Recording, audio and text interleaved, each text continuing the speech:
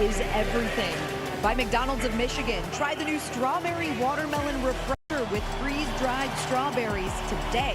By Rally House Michigan, it's your city, it's your house, it's the Rally House. And by Steel, find your local Steel dealer at steelusa.com. Pudge Rodriguez, known very well as a Tiger, maybe even better as a Texas Ranger. There are quite a few notable players that played for both of these organizations, including Willie Orton, Prince Fielder, Ian Kinsler, and of course Pudge Rodriguez, who is likely the best of that group. Pudge Rodriguez, number 7, is retired here in Arlington, not retired in Detroit, so there is another Tiger that gets to wear number 7, and that's the young Kevin McGonigal. Pudge Rodriguez played in 14 All-Star games throughout his career. Kevin McGonigal trying to make it to his first. Among American League shortstops, he and Bobby Witt Jr. are number 1 and number 2. Bobby Witt number 1, Kevin number 2 in WAR. He's been super consistent at the plate. Another home run yesterday in New York to make that total 7 on the season. Kevin will find out this weekend if he gets the bid to be in Philly, his hometown, for this year's All-Star game. Jason, we'll send it back to you. First pitch in just a couple of seconds. We're ready to go here, Daniela, and Kevin's ready to go to Philadelphia. He should be an all-star. You're doing it wrong if he's not an all-star, especially, I would say this is not a knock on Jacob Misiorowski. The Miz is enlightening television to watch, right? He's an all-star in every sense of the word. If Jacob Misiorowski made the all-star team because of a handful of starts last year, whatever you have to do to move heaven and earth to get one of the best young rookies in Major League Baseball on the team, the league needs to do. They've set the precedent with the Miz. And that was way fewer games. Kevin McGonigal barely misses a game in the first half. So if you're going to do that with a pitcher because he's fun to watch, this is one of the top 6 WAR players in Major League Baseball for the balance of the first half. He needs to be in the All-Star game because you've set the precedent. Yeah, there's no doubt. I mean, everything that he's been through this year, just from having to make the team in spring training, playing 2 positions too, shortstop and third base, and with all the injuries and everything, he's really he and Riley Green have been the most consistent of any of the Tigers, along with Dylan Dingler certainly, but those guys are always the ones that have been called upon and circled by the opponents, and he's in uncharted territory with the number of games he's played. All of this happening at the Major League level. Yeah, he's 6th in WAR today. The players ahead of him in wins above replacement across baseball are Pete Crow Armstrong, Bobby Witt Jr., Yordan Alvarez, Dylan Dingler, and Otto Lopez. The Tigers have 2 of the top 6 position players by WAR in Major League Baseball. And there again, I mean, Kevin can play a couple of different positions too. I mean, you know, it's not like he has to make it at shortstop to fill in for Bobby Witt or something like that. He can fill in at either place, whether it be at third base or shortstop. We have an 0-5 start here, allegedly, so there was no time for one more thing. Instead, we did one more soapbox. Tigers batting order presented by your Southeast Michigan Ford dealers, and it is whiff rate against the splitter. Nathan Eovaldi has, by run value, the best splitter in all of Major League Baseball, and it's not close, just based on situations, when he uses it, what it gets him out of. But Kevin McGonigal doesn't swing and miss at that pitch very much. It sets up an intriguing matchup, pitcher and pitch versus batter tonight. Yeah, the thing that I get and look at was the 36% usage rate also. It's not the 2 fastballs he throws, the 4-seamer and the sinker, they're at about 21%. So you know that you're going to get a lot of those split fingers unless he decides his curveball was really good his last time out, unless he decides to flip in some curveballs to Kevin, but you can bank that he's going to get and see those split fingers from Nathan Eovaldi. Defense behind Eovaldi will go like this for the Texas Rangers, who are one of the hottest teams in Major League Baseball. Alejandro Osuna plays left. Cam Cauley in center. Ezekiel Duran in right. Cauley just joining the team recently, more of an infielder by trade. Young, Lopez, Foscue, and Berger, and Kyle Higashioka is the starting catcher.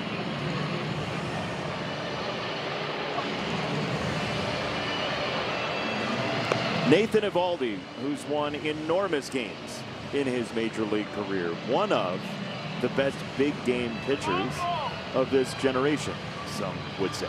Yeah, that 2023 postseason, he was tremendous, and he's coming off one of the best starts of 2026 last Friday against the Blue Jays, going 7 innings, allowing no runs while striking out 9. And that's one of 4 starts that he's had this year that would have been 7 shutout innings. He's also won his last 3 starts, so he's in one of those. We talk a lot about the Tigers starting rotation, but Nathan Eovaldi's throwing it well too. His first pitch misses for ball 1. It's a sinker, and it's 7:10 the first pitch. Tonight, local time, 8:10 Eastern time. We thank you for joining us on a road trip that has gone very well for the Tigers, with the exception of being on time. There's a ground ball to first base. That is Berger on the feed to Eovaldi, and there's one away. You know, another thing to mention on Eovaldi too, that sometimes he'll come up and he'll quick pitch, and even the first pitch of the game to Kevin McGonigal, he kind of paused with that front leg a little bit. He's always trying to disrupt the timing, and why not on the first pitch of the game? Who delays on the first pitch? Yeah. I mean, it's just something like, well, you know that Kevin loves to ambush that first pitch. We've seen him do it and just hammer it into the seats. So maybe it was just that little bit of, you know, extra little competitiveness that says, okay, I'm going to keep you from doing that. So here is Dylan Dingler to take a curveball for a strike. Nathan Eovaldi from Alvin, Texas, the home of Nolan Ryan, as has been famously dictated through his major league career.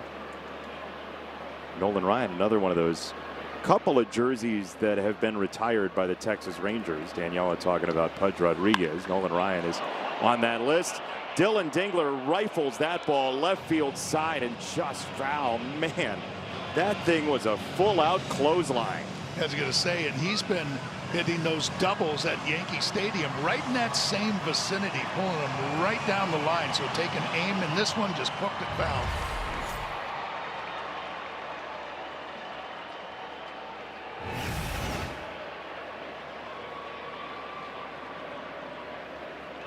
Two strikes.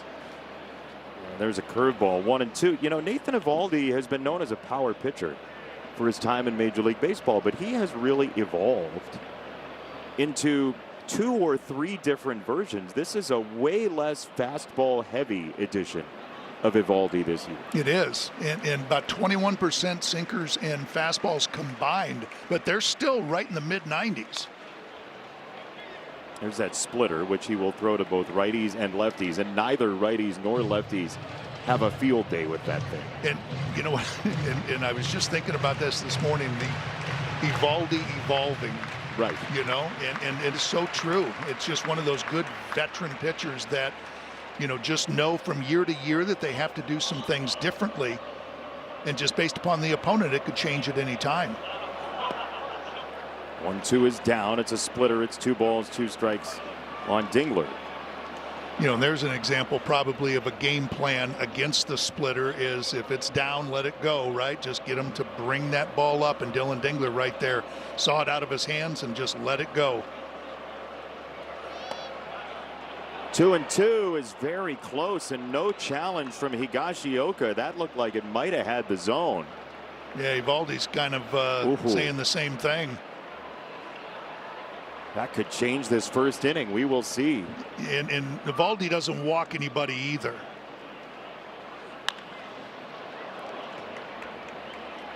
He's one of those guys that just keeps pouring fastballs, just those competitive spirits. You think a lot like Tarek Skubal, just refuses to give in.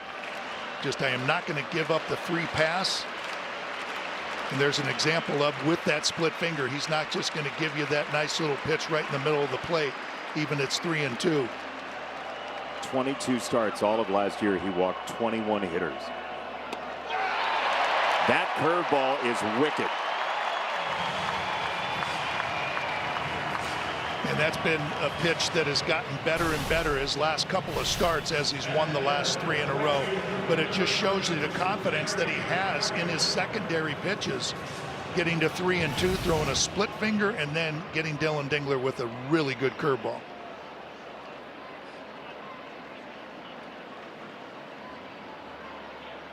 Two out, Kerry Carpenter. It's a strike. You're going to have to wait a little bit for Willie Traynor, the plate umpire. Yeah, noticed that on a couple of calls here. Like, where is that? Oh, okay, it's a strike. In the words of John Fogerty, bring a nickel, tap your feet. From Willie. 0-1 to Kerry Carpenter. He swings through the splitter. You figured that would be the masterpiece for Eovaldi against Kerry tonight, considering how many splitters he sees anyway. Yeah, and he just, unfortunately for Kerry, just broke out the best one he's thrown in the early going so far. And he does throw it with good velocity, right at about 90 miles an hour. Swing and a miss, strike three. Couple of strikeouts for Eovaldi. Fromber out next. It's a brand new day. Month has been just Fromber through the years. 2 starts against the Astros.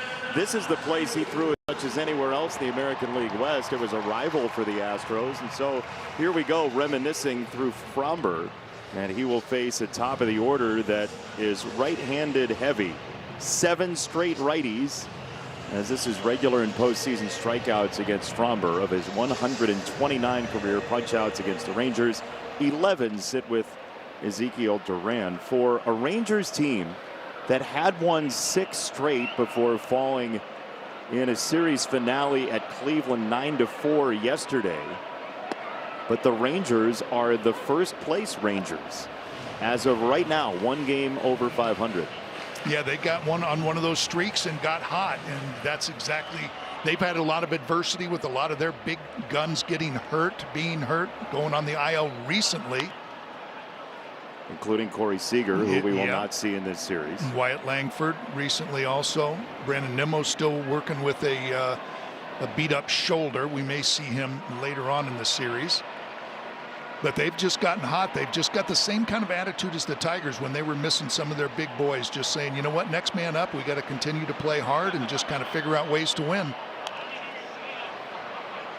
They were 7-3 on their most recent road trip, and they made, according to the folks around the Rangers, they made 17 roster moves. As our Henry Ford health injury update is a lot of those guys you were talking about. Jack Leiter, we'll see if he comes back this year. Montgomery as well. Nimmo is active but not in the lineup.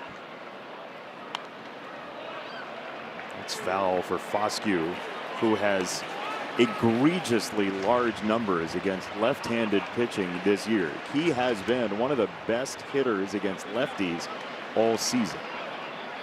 Yeah, and there's probably no surprise why he would be at that top of the order too.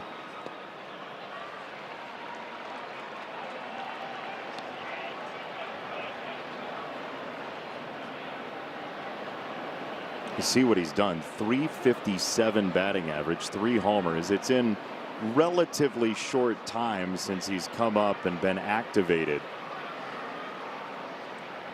In his 3rd year in Major League Baseball. Oh, look out. That curveball just yacked its way into the middle of the zone. Strike 3. Yep, goes to old reliable on that curveball. Foscue is saying, well, you know what? I haven't faced Fromber and I haven't seen that curveball, and shaking his head going back to the dugout saying, oops, that one's pretty good. And he knows it right away, just takes that right turn into the Ranger dugout. 1 down, first pitch, ball 1 to Josh Young, and who knows where the Rangers would be without Josh Young this year. 20 doubles, 9 home runs. He has been their best position player.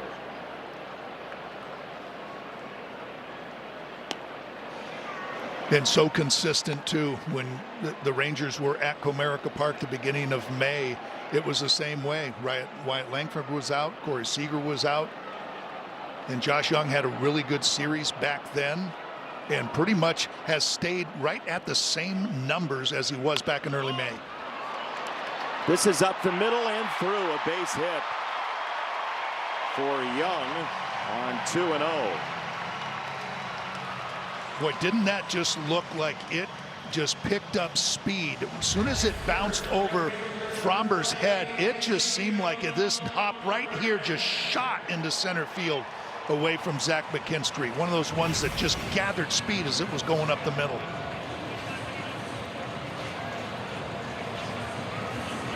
You know, with Fromber and the way he nets ground balls, you would think a fast infield would have a negative impact on him overall. But if ground ball double plays get to fielders faster as well, he would certainly take that. And it's, you know, just the placement too.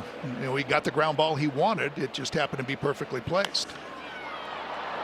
It's cranked foul to the right side, 1-1. See what Fromber's done in June. That is much closer to what his career numbers suggests. There were some Aussie soccer fans on the video board, and they are threatening to turn this into the Tartan Army at Fenway Park. The Rangers just have this connection with soccer, it feels like. The Tartan Army from Scotland was with him at Fenway Park. They were with him in a Marlins game as well down in Miami. And now the Roos are here. It's Egypt and Australia tomorrow, right across the parking lot. It's a 1 o'clock start. I believe 1 o'clock. I think it is. Yeah, it's the day game. And now it's just one of those ones where you just like, man, I'd like to turn that one on. 3-1 ends up in center field. It's a base hit for Duran, who had not had his best month of the season. He was an all-star 2 months in, and he's trying to pick it back up. Well, fall behind 3-1. Watch this elevated, the sinker. And that's a little bit that graphic that just came up with Fromber's June ground ball rate at 63%. That's one of the reasons when he was starting to get more movement on the sinker, but it was down in the strike zone. When it's behind the count 3-1, he has to elevate it just slightly. It flattens out a little bit, and Duran's able to poke it up the middle. Now Jake Berger. First pitch swing, a high fly ball left-hand side. Riley Green trots in, makes the catch, and has out number 2. Dan, as you say that, I think of Chris McCoskey's great story from the other day about Fromber and his response to the ABS system. How he's a little bit worried that he's not going to be able to steal a strike at the bottom of the zone because it is so solid and clear. So if he's going to elevate it a little bit, then on 3-1 it comes up a little bit more. You end up with that kind of pitch. It was a really well done story by Chris. Yeah, it was so interesting. Just the way they got Fromber Valdez to come over to the Tigers too was talking about how well the framing of Dylan Dingler and Jake Rogers is. We'll get you those strikes at the bottom of the rail. But now with ABS, he's not getting all those calls that he should. You can't challenge every pitch, so he's forced to bring it up, and there's where the fly balls come in. Here's Higashioka to take ball 1 on a curveball.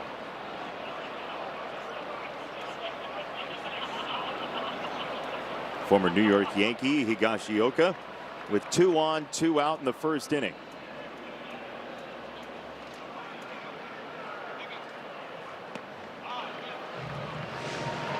That is again 2-0. Young went 2-0. Duran went 3-1. Berger swung at the first pitch. And now Higashioka is in the driver's seat.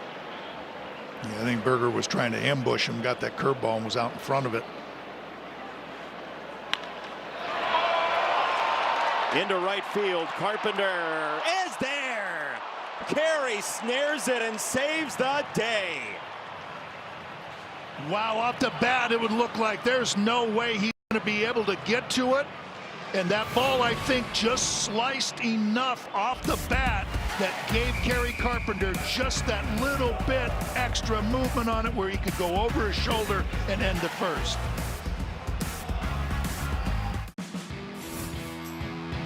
Ever cheer for? Thought for sure it was Waldo. Doesn't have the hat on. Riley Green will lead off the second inning for the Tigers and take ball 1 from Nathan Eovaldi.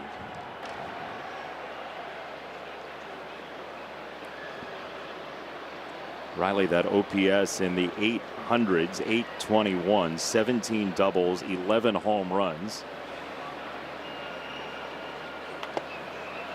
I know by a generation ago numbers, you look at 97 strikeouts around the All-Star break and you look at 11 home runs when you feel like there could be even more in that bat, you might say, well, I don't know about Riley Green as an All-Star. But you look at things like OPS plus, weighted runs created plus, which takes into account the rest of the league, park factors, all that stuff. He's 131 in weighted runs created plus for the year, which is an enormous number. Dan. And I was just thinking about, I haven't looked at the comparison between this time and last year, how many strikeouts in comparison, because that was one of the things he tried to do was cut down on that the strikeouts. But the same, Rain, they still circle Riley Green. I mean, and Kerry Carpenter. They're always going to get the toughest at bats. So, I don't know if the strikeouts, how much can they go down? Yeah, I mean, he struck out 201 times last year. That's the 98th right there. So he is on pace to cut it down by at least 15, 20 strikeouts here. And in this league, which is a strikeout hunting league, this is going to happen sometimes. It is. And, I just think of a lot about the hits that Riley got early in the season where he had shortened that swing up instead of trying to launch everything 500 feet, where he's going back up the middle, going the other way. And it did pay off for some RBIs. That WRC plus of 131, just to give you all some context, it's 1 point ahead of Bobby Witt Jr. It's 3 points ahead of Seiya Suzuki, who is being regaled as having his best season as a Chicago Cub, or one of them at the very least, as that's fouled away by Colt Keith. It puts Riley right outside the top 30 of hitters in Major League Baseball. And he's another one that I think has just been lost in how much we've talked about Kevin McGonigal and Dylan Dingler, but we got to keep propping up Riley Green as an all-star too. But again, realists, we both are on some level, that if your record is such that you're 11 under, you're not going to get the whole All-Star team. And that's a great point, because last year I'm sure there were a lot of people wondering why the Tigers had so many, but they also had the best record in baseball too. Yeah, that's strike three. That's that splitter, and a vicious one at that. 4 straight strikeouts for Eovaldi. Yep, and 3 of them have come on that splitter, and you can see why he's throwing it 36% of the time and why that plus 11 pitch value on that pitch is showing it right there, and just how hard it is. Yep. It's 89, 90, 91, and then late life at the plate. The regular splitter will move southeast. That kind of veers south-southeast and doesn't show itself as a splitter as openly and obviously. Right. Until it's too late. I mean, until right when you make up your mind, you're swinging and then think you're getting a fastball and you're not. And then the cutter. So it's like the cutter he's throwing is 92, 93. So yes, he's still throwing 95. Very rarely does he give you the four-seamer, the sinker, but it's not like there's not any velocity there. There's still plenty of velocity. Curveball 1 and 2. It is all dancing right now for Eovaldi.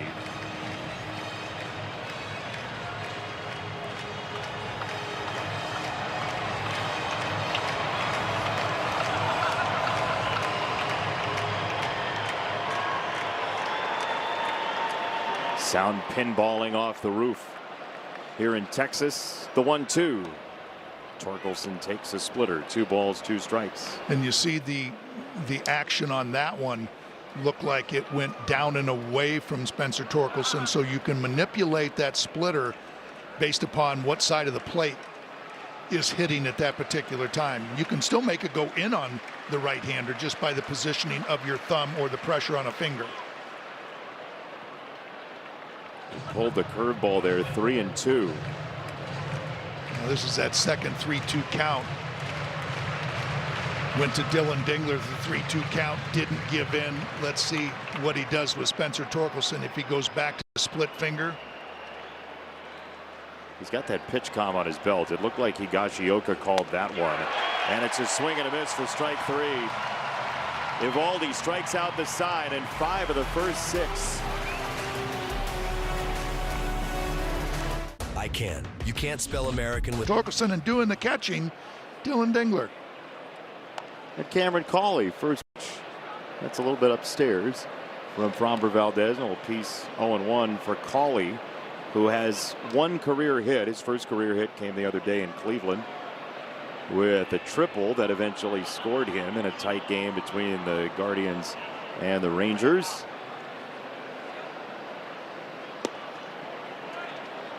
That's that pitch that's a little bit low that umpires might be a little bit loath to call. Daniela, you talked to Framber about that story from Chris McCoskey we were talking about. Yeah, I did. I was actually in on that conversation with Chris, listening to what Framber had to say, and I asked him if this led him to believe that he could be the same pitcher that he always has been. He gets a ground ball here. That is vintage Framber. Zemek did just get Cawley. That was really close. We'll see if the Rangers and Skip Schumacher want a replay review. Cawley was hoofing it down the line, and they're going to play on. You were saying, Daniela? Yeah, and Framber said he does believe he'll get back to being vintage Framber Valdez like we just saw there. He said he's well aware that he's hanging some of the pitches because he is focused on it, keeping the ball up a little bit more away from that gray area of the bottom of the zone. And I also talked to Dylan Dingler about this, and I asked him if you approach things anything differently with Framber in this case, and he said you never want to do that because you always want to play to the pitcher's strengths, and once he finds that area on the bottom of the zone, guys are still going to go after that pitch. So letting Framber be Framber is important to them. I mean, he's got to. He's so far along in this career. As we talked about with Eovaldi, pitchers change and tinker, but for him to not still try to take ownership of the bottom of the zone would be like assuming you could still move a shopping cart with a bad wheel. Like, it's not going to happen the way you want it to unless you can control the bottom of the zone. And I just think it's just you can still make adjustments and tinker and change and everything. And that's what kind of happened. He tried to do some different things earlier in the season, but just has gotten back to, as they say, whatever got you there, keep doing it.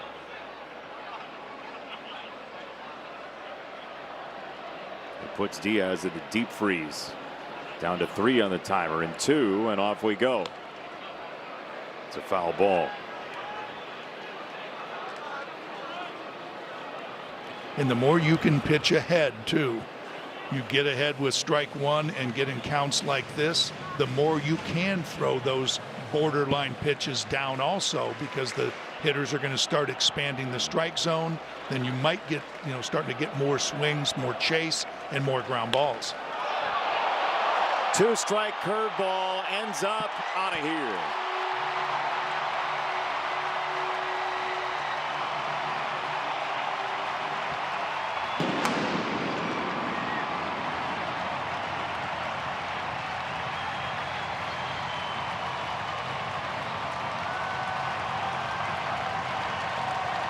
Framber, he goes to that curveball. That's his strikeout pitch, but it's usually one that's buried. And this one just stays up, and it's about center cut as you can get. And that was one of those ones that's just a no-doubter. And the opponents know, too, that Framber likes to strike people out with the curveball. First pitch sinker ends up in left field.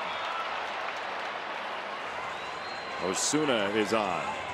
Boy, that's just pushing it out into left, inside out, and that inside sinker. And again, just up enough that you can just muscle it out into left field. You know what's interesting, Dan, with all of those right-handers, the first 7 right-handers, Framber, after that start in Houston when he was 35% changeup, 38% changeup, he's thrown 2 changeups in this game at all, feeling like it's an offense that's susceptible to his 2 major pitches. And it all just seems like, because sometimes you wonder, okay, where is that? Doesn't mean that they're not going to break it out, call an audible at some point, but they just feel like this might not be the lineup for it. You know, however they game plan with it, we like to look at it and say, boy, that looked like it might be a good pitch, you know, but the way they just game plan, so no, just stay with it, but that doesn't mean they won't shift. Nicky Lopez, slow roller. Torque hits the deck. No man's land, 45 feet away. Jason, that's what Nicky Lopez does. It just seems like he's done this kind of stuff to the Tigers in a Kansas City uniform. The runner takes off. Nicky Lopez just flips his bat against it, barely taps it up the first base line, and he's just scampering up. Spencer Torkelson is just trying to put on the brakes and hits that turf, and his wheels just come right from out underneath him. A couple runners on for the Rangers. And Foscue takes a ball low. This is where Fromber's just got to, you know, just, hey, wait a minute, you know, I gave up the home run, but that inside out base hit to left, that little swinging bunt right there, get that ground ball, but just limit it right here. That's a good strike on a sinker. 1-1 to Foscue, who doesn't hit a whole lot of ground balls, but enough for Fromber to try and coerce one. 5 hits the first time through for Texas. It's outside on a changeup, his third changeup tonight, so maybe second time through we see more of that pitch. Maybe that was the idea. And you see the run on that changeup too. Just needed to start it a little bit more over the plate to catch the corner, but really good horizontal movement. Foscue takes inside challenge from Dylan Dingler. It's either 3-1 or 2-2. ABS challenge presented by T-Mobile. It's really close. 2-1. Here we go. Yep. Just got the corner. Detroit's 2 challenges remaining. Kind of like the New Year's Eve countdown on the. Yeah, it was pretty good. Your timing was perfect, you know. But also Dylan knows right there. I mean, he catches it, presents it really well. And Willie Traynor right there behind home plate. Look at his face is right over where that ball was too. So he knew he had a good look at it too. Just think of how that changes the ability to attack Foscue. Instead of 3-1, it's 2-2.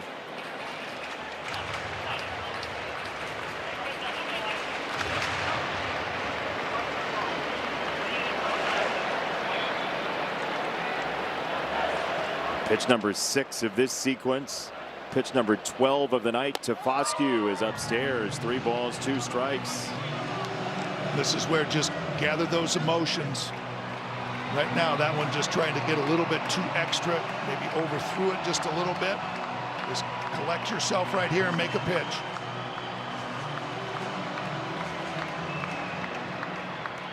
Osuna at second, Lopez at first. 3-2 is high, ball 4.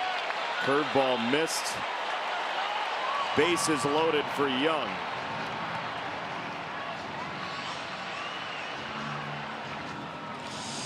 Here comes Chris Fetter for a conversation with Fromber Valdez, who's already thrown 36 pitches for 4 outs. Let's get a message from Figer Law.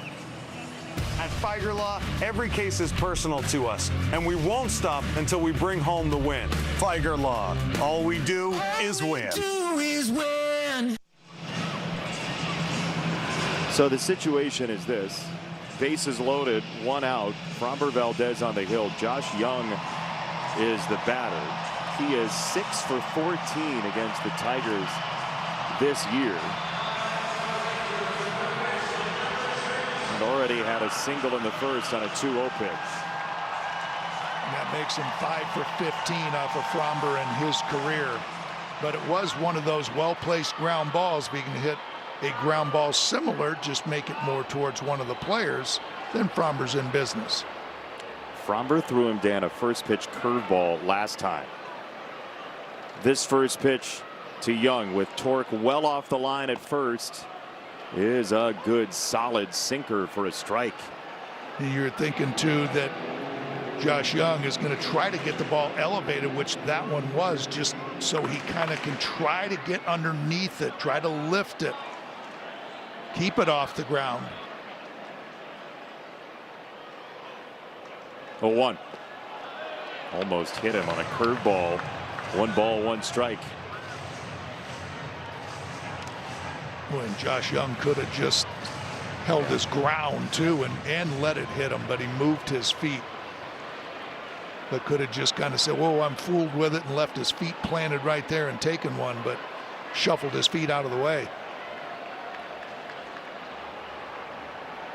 Keeps the at-bat alive. 1 ball, 1 strike. Valdez to Young.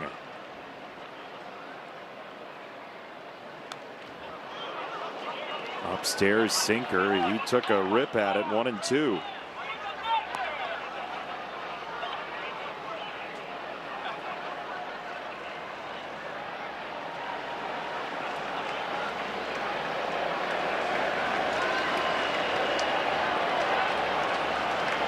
Homer, single, single, walk the last 4 batters.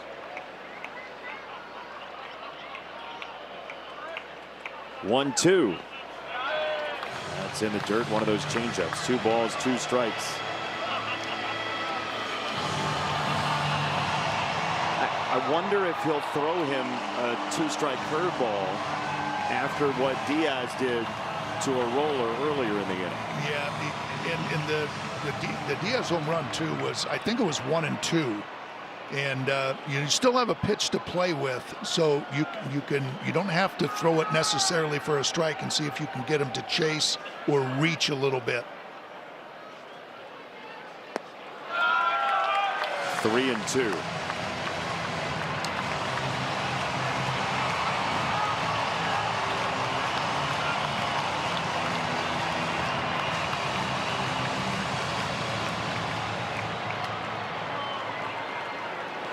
Young steps out.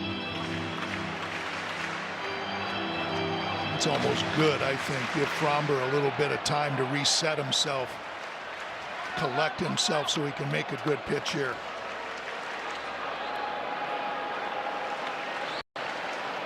Three and two with the bases loaded. It's a sinker that was up. Now he's been jumpy at high fastballs in this sequence.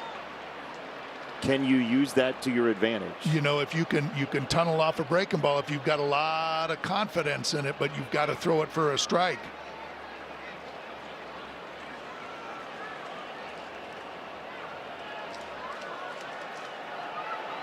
Payoff again.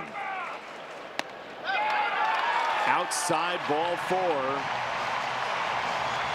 The Rangers, for the second day in a row, have a walked-in run.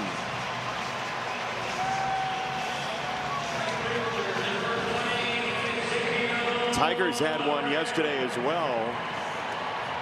This one makes it 2-0 Texas.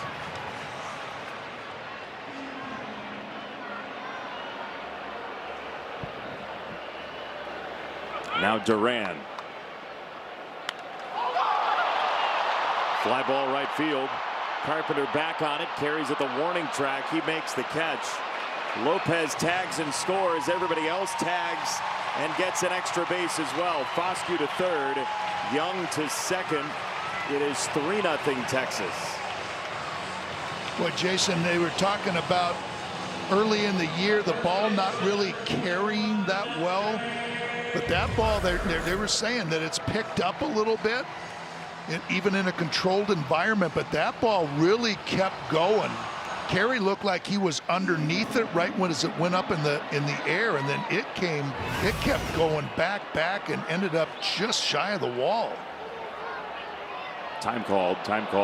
Willie Trainer's got a pitch timer violation. Fromber bled that timer down to 1 quite a bit in this inning.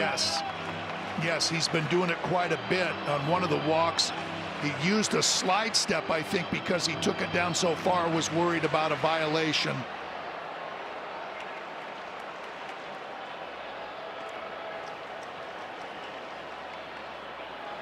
.0. Little half swing grounder to first base. Torque is there, and he gets the final out of the inning. More on your conversation about the baseballs after this. Rangers by 3. The second inning. Dan, you were talking about how the baseball seems to have carried more recently. You talked to a couple of players, and there was some discussion about it around the ballpark. Eno Saris from The Athletic has a story in The Athletic about the reduction in drag, which is essentially like a restrictor plate in NASCAR, right? Slow the thing down, slow the movement of the baseball down. It's the least amount of drag on the baseball recently since that 2019 season when the Yankees had that 300+ home run number and they were battling Minnesota for the home run lead all the way down to the final week of the season. As there's a strike to McKinstry.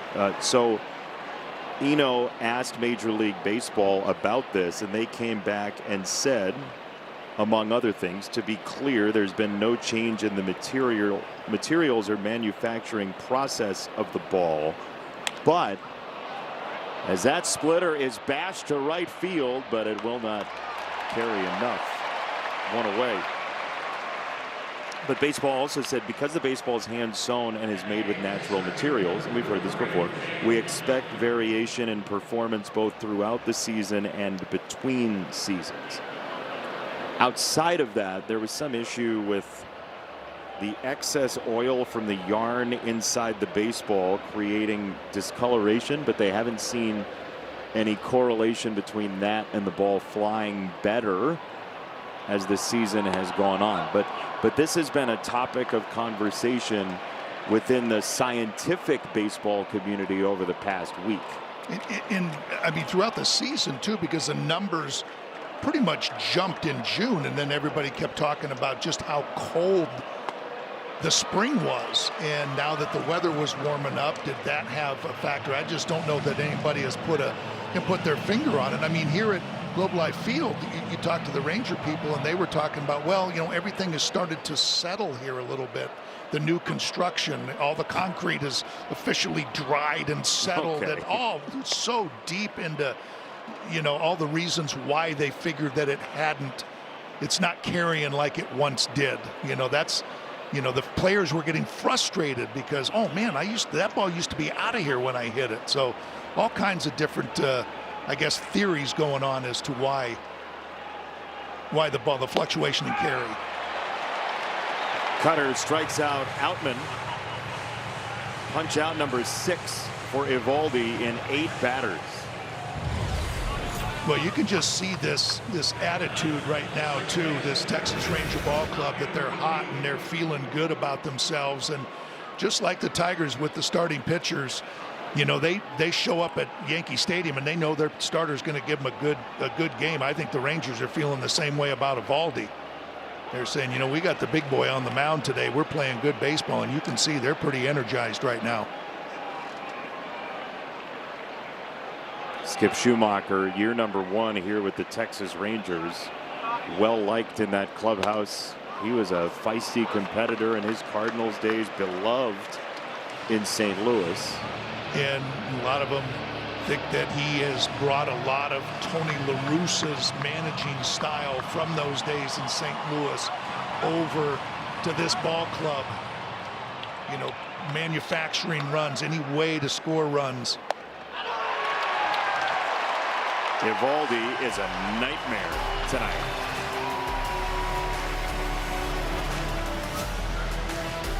Or across flights, we've been here for about 3 or 4 weeks. There's about 7,000 Australians. Now we're down to about 3,000, and I think we've got a couple hundred here at the baseball tonight.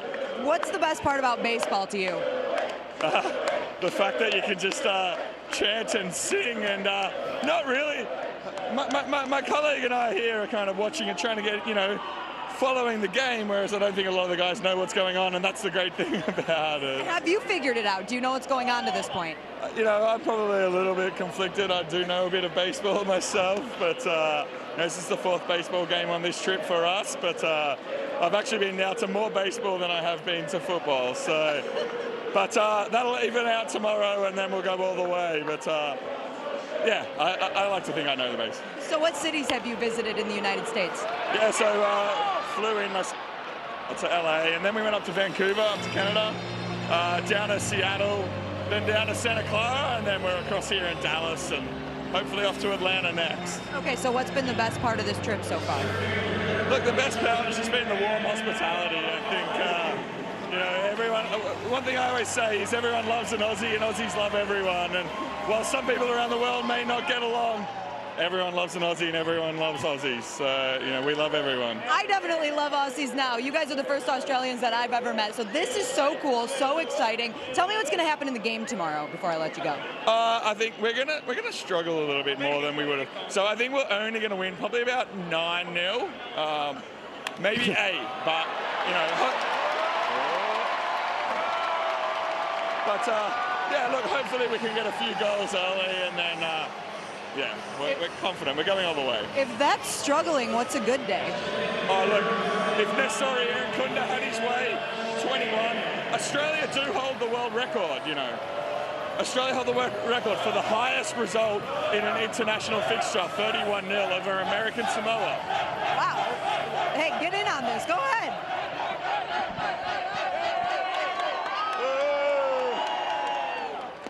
Who comes up with all these chants, by the way? The whole rule is just whoever wants to. You know, we don't have 3-syllable chants. You know, we have been tempted.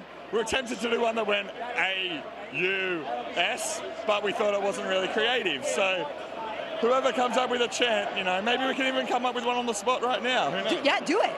Hey, everyone. Daniela, she's one of our own. She's one of our own. Daniela, she's one of our own. She's one of our own. She's one of our own. Daniela, she's one of our own. Woo, that's my favorite one. Best one I've ever heard. Matt, thank you. You guys have fun the rest of your trip. They wouldn't do a shoey. I can't do a shoey on TV. Why not? I can't. There it is. You guys are crazy. Once this camera's off me, I'm definitely going to do a shoey, by the way. So turn that off. Yeah, it's been a pleasure. See you in a couple days. Can I hang out with you guys for a half inning? All right. I'll see you guys in a little bit. Yeah, y'all have fun. That is amazing. She's never had more fun in her entire life. That's great. That might be the best Wild Bruce chase of the year.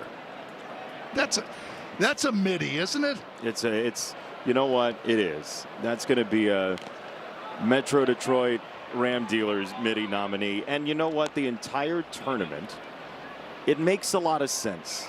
Baseball fans and soccer fans deserve each other in a lot of ways. They are both beautiful games. They are both more intricate than first blush would suggest. They're more tactical, they're more taxing, they're more strategic than first impression would suggest. And so with the amount of time to sit around and enjoy, while also looking for the strategic nuances and, you know, all of the smiles and possibly liquids consumed, the two sports mesh so well. And this summer, the story of this summer is the World Cup overlapping with Major League Baseball. Kerry Carpenter got a late break, and he's not going to get to that ball to throw to second. Is in time, though. Cawley was stuck because he didn't know if Carpenter was going to make the catch. So the ball drops, but Cawley is out, and there are two away. Yeah, Kerry originally broke back on that ball and then just came flying in. And Cawley can fly. He goes out about as far as he can go. He realizes it, but it's so close to second base now. Kerry played it well on that one hop. Makes a nice throw to Zach McKinstry. But Cawley, we already saw him just barely get thrown out at first base. He could fly, so that had to be just a perfectly executed play and a bang-bang play at second to get him. He launched himself into second base like Pete Rose. Yeah. There.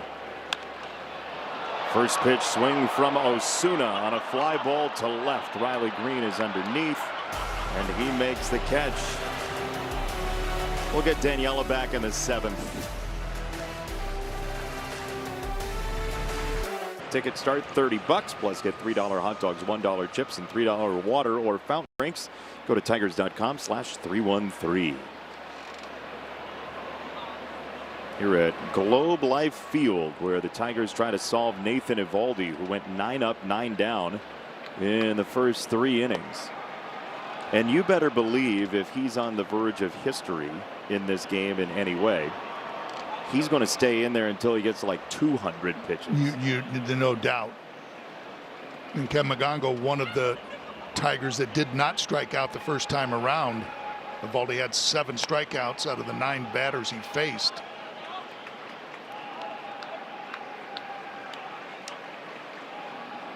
Yeah, McGonigal ground ball to first and a McKinstry fly ball to right were the only 2 balls in play. 2-0. He just missed off the plate outside. It's been a pretty true strike zone to the box by Willie Traynor, who's one of those umpires who's dealt with the ABS system in the minors, comes up to the majors as a fill-in umpire. It's right there, 3-1, and Higashioka says, "Stay right there." Yeah, and I think Kevin McGonigal says, "Yeah, stay right there." That 4-seam fastball center cut. He'd love to see another one of those. 3-1. And Eovaldi misses. First Tigers base runner tonight is a McGonigal walk.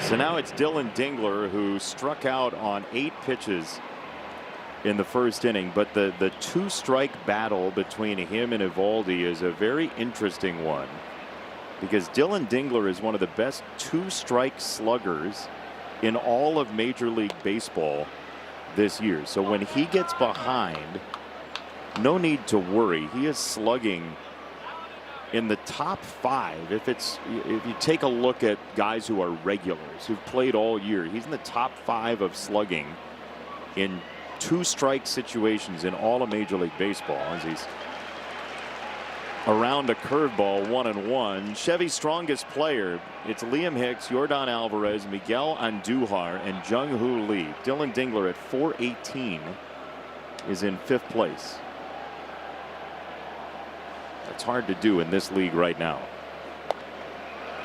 He's at 2 strikes here, 1-2. Yeah, it's just, you can see from Eovaldi too just how much respect he has. Again, Kevin McGonigal just leading off with a 3-0 lead, and he was dancing all around the strike zone and doing the same thing with Dylan Dingler, being very, very careful with him. Splitter down, 2 balls, 2 strikes. And any of his misses so far are just off the plate. They're not real ball out of hand. That one might have been a little bit of the first one that he's thrown. He kind of reacted that way by shaking his head. But most of these fastballs and any of the pitches are just missing. That splitter takes care of Dingler. 8 strikeouts for Eovaldi in the first 10 outs of this game. Just brought it up just enough. But you can see that one again. He threw a similar split finger to Spencer Torkelson that went away from the right-handed hitter. We'll see if he throws Kerry Carpenter. We can see the opposite effect. Yep. But look, it's 2 different pitches sometimes. That thing swerves inside. That one did there too on the lefty. You know, but he can make that go the other way. I think when he struck him out with one in the first inning, it was one that went down and away from him. 4 strikeouts on the splitter tonight, as he's in with a cutter, 1-1. You know, a lot like Casey Mize, when he does throw that cutter to the lefties, most of them are backdoor, trying to steal that strike. And again, just, I mean, that's a perfect pitch. Starts off the plate and just moves enough to catch the outside corner. Look out, Anthony Sanders. 1 ball and 2 strikes on Carpenter.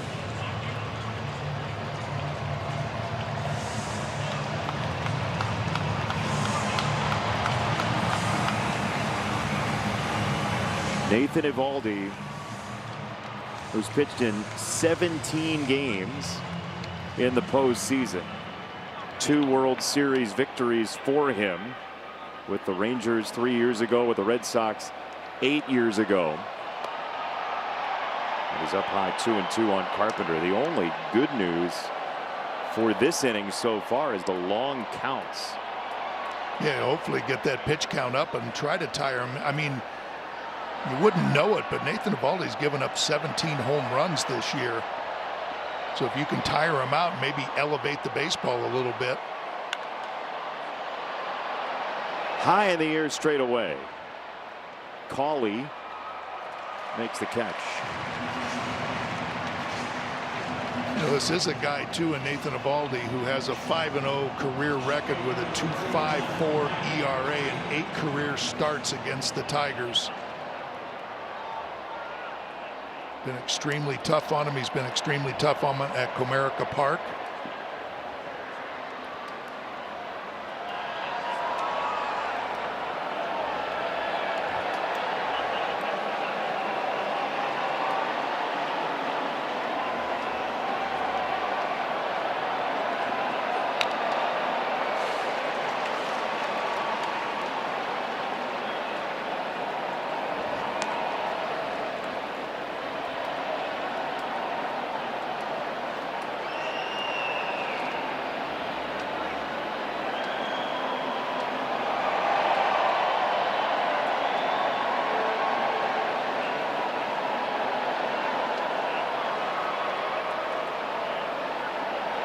A 1.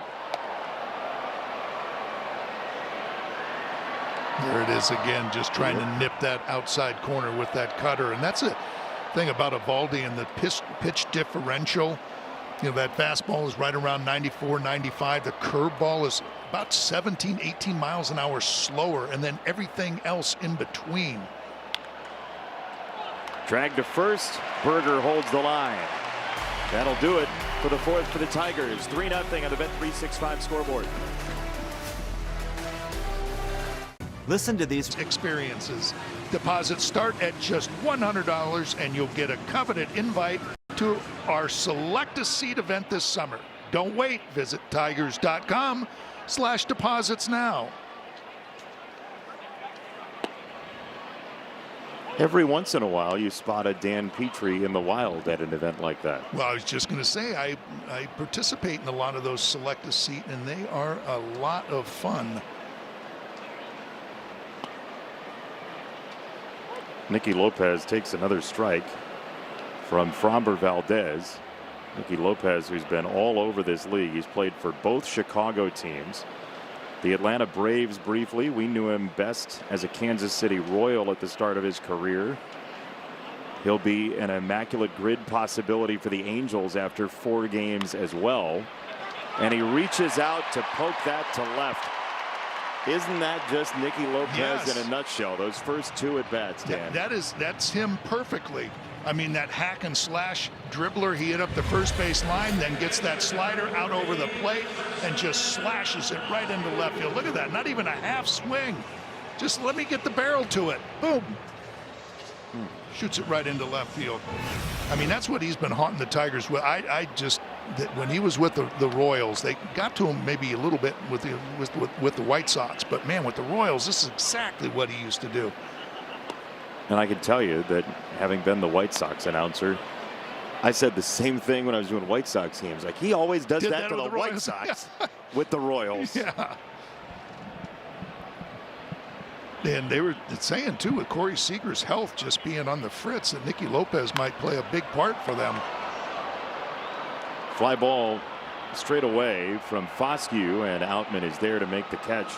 You know, on the subject of Nicky Lopez, I ran into him a couple weeks ago when I had the Rangers in Boston, and it was pretty public that he had kind of a whirlwind of a week in that he was designated for assignment. He got picked up by the Rangers, and in the middle of that, after the Cubs designated him for assignment, he lost his grandfather, who he was very close with.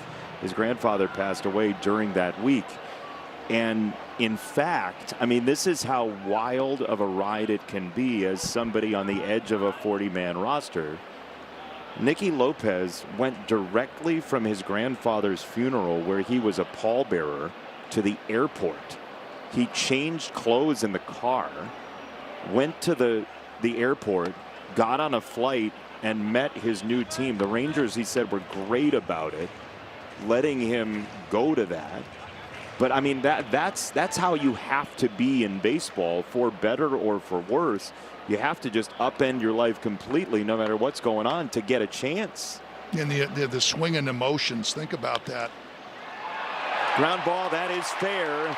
Down the left field line, Josh Young places it deep in that dead corner, and it leads to an RBI double. Nicky Lopez scores. It is 4-0 Texas. Jace's brother comes through against the Tigers again. Boy, Josh Young, just getting that sinker and just a well-positioned ground ball. Riley has to wait for that to carry him around down there so it doesn't get by him. Nicky Lopez doing a Zach McKinstry base running look-alike. When he got to third base, he just cut that corner so tight and almost in a straight line towards home plate to beat the throw. Here's Duran, who grounds the first one foul, third base side. But, you know, to wrap up the story, we were talking about it with Zach Short and how many times he's been designated for assignment. James Outman is sort of living the same month-to-month life in Major League Baseball, being designated by Minnesota earlier this year and then picked up by the Tigers and thrust into a role as a generally starting center fielder for this team.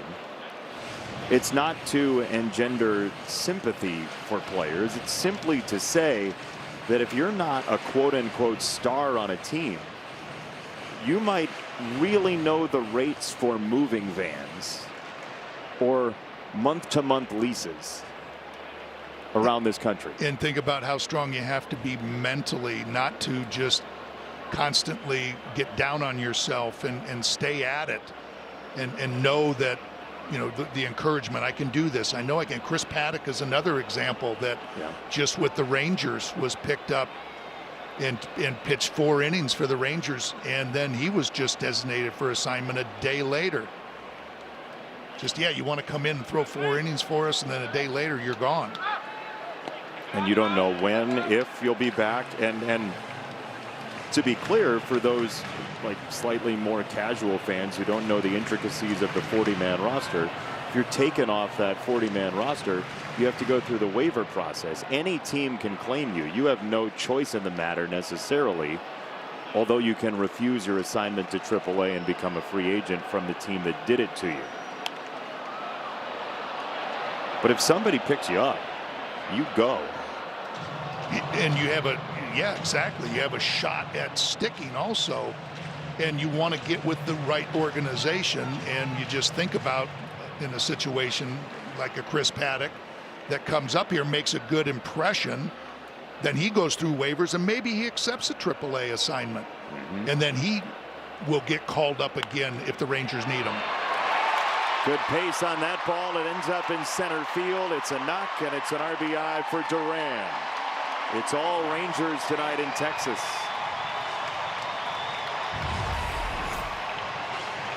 It's a changeup, and it's not that bad of a pitch. It's down and away, and it's doing exactly what Fromber wants it to do. But Diaz puts another good swing on that ball. 104 off the bat. I mean, that's 2 good swings. I'm sorry, Duran. You're right though. That's 3 good trips to the plate for that spot for Ezekiel Duran. 2 singles, 2 RBIs because of the sacrifice fly in the second, and now Chris Fetter out of the Tigers dugout.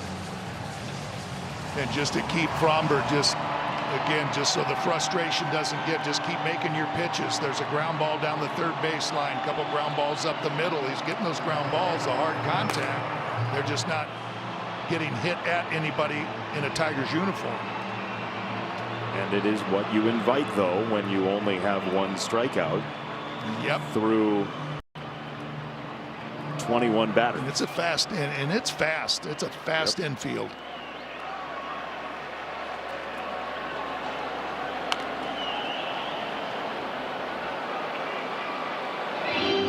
Berger jumping at that curveball again. His first at bat, he jumped out that first pitch curveball.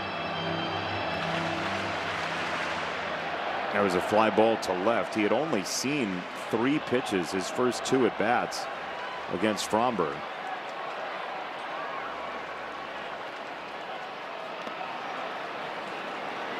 One ball, one strike. This is the first year of Fromber Valdez's career to the point about the weighing of the ground balls and strikeouts. First time his strikeout rate's been under 20% in his major league career. So this is the least strikeout-ish season that he's had in his major league career.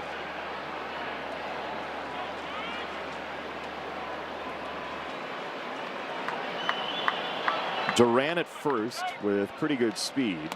He holds and Berger swings through a change.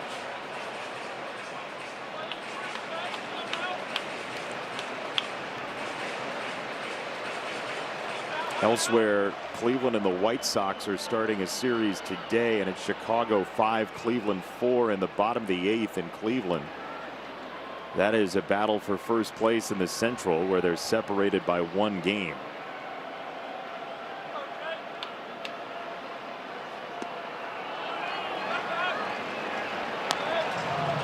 That's a pitch right there that Fromber normally gets a lot of swings and misses.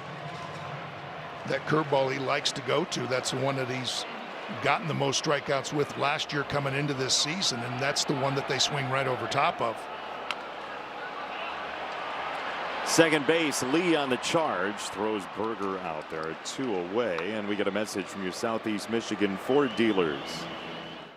Now during employee pricing for everyone, get $10,002 in savings on the 2026 F-150 XLT 4x4. See your Southeast Michigan Ford dealer today. Daniela Bruce somewhere in Sydney. Dan Petrie, Jason Benetti, our entire crew here in Texas. Rangers are up 5-love, and Kyle Higashioka is the batter. And a first pitch that had too much English on it. 0-1. Off day tomorrow for the World Cup, which is happening in this city. That's happened in a bunch of cities. And Major League Baseball has accommodated, making sure to not play on the same day as FIFA's crown jewel. That's a tough play over there. Boy, can you imagine what the crowd is going to be like around this ballpark tomorrow? I mean, starting early in the morning, getting ready for that game. And then after, I mean, Argentina played in the group stage here, and their fans were in the Cowboys Stadium for hours upon hours after the match. And what is that? What's it, 80, 85,000, or is it bigger than that? I think something like that. I don't know it offhand, but something like that. I thought it was about right at that number, or if they can make it larger to accommodate even more. 0-2. Hard hit right to Green and left. Inning over, but Texas picks up 2 more to make a nickel. Down and away from the lefty again. Then just when you think you got him figured out, he drops in the curveball. Oh yeah, he's also got a really good cutter, and just to make life even worse for the Tigers, he mixes in that 4-seam fastball when you're looking for the split finger of the cutter and the curveball. He's got all of his pitches working tonight. The Tigers need to get busy, get back in this game. He has 15 swings and misses. The only pitch he doesn't have multiple whiffs on is that sinker, which he throws as much as you threw a knuckleball. Right. He just shows it just enough.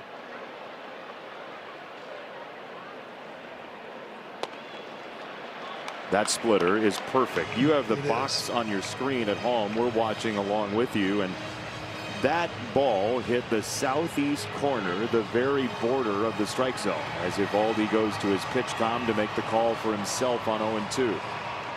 Yeah, you're right. It's just he's right at about 20%. between his four-seam fastball and sinker. 20% fastballs.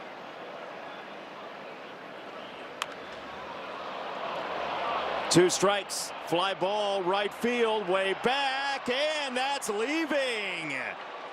First hit of the night for the Tigers is Colt Keith, who loves it down in Texas. It's 5-1. Yeah, we were talking about getting that pitch count up from Nathan Eovaldi just to get that ball up enough. And that's what Colt Keith got, a cutter that was up just enough and not in on his hands or back door. Not even a strike, really, at the top rail of that strike zone. Colt Keith went up and got it and gets the Tigers on the board. Now start piecing things together. Pass that baton a little bit like they did in New York. Colt Keith, 6 home runs now after going the first couple months without one.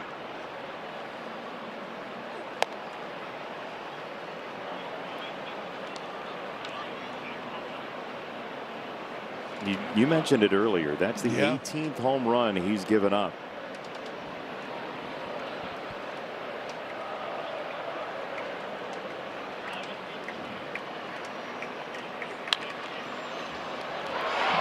To shortstop.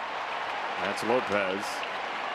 And one away. That ball was not a cheapie. That was going to say, another good swing from the Tigers. And the cutter again. That one stayed a little bit more in the middle of the plate, just like Colt Keith's.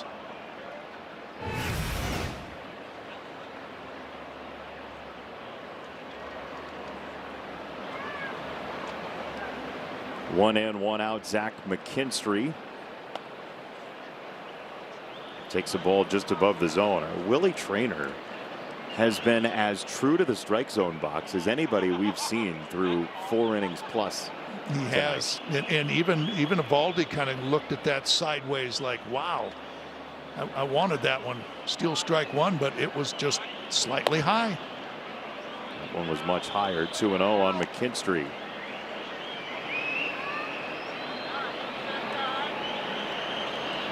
Eovaldi at 64 pitches. There will be no no-hitter tonight because of Colt Keith's home run.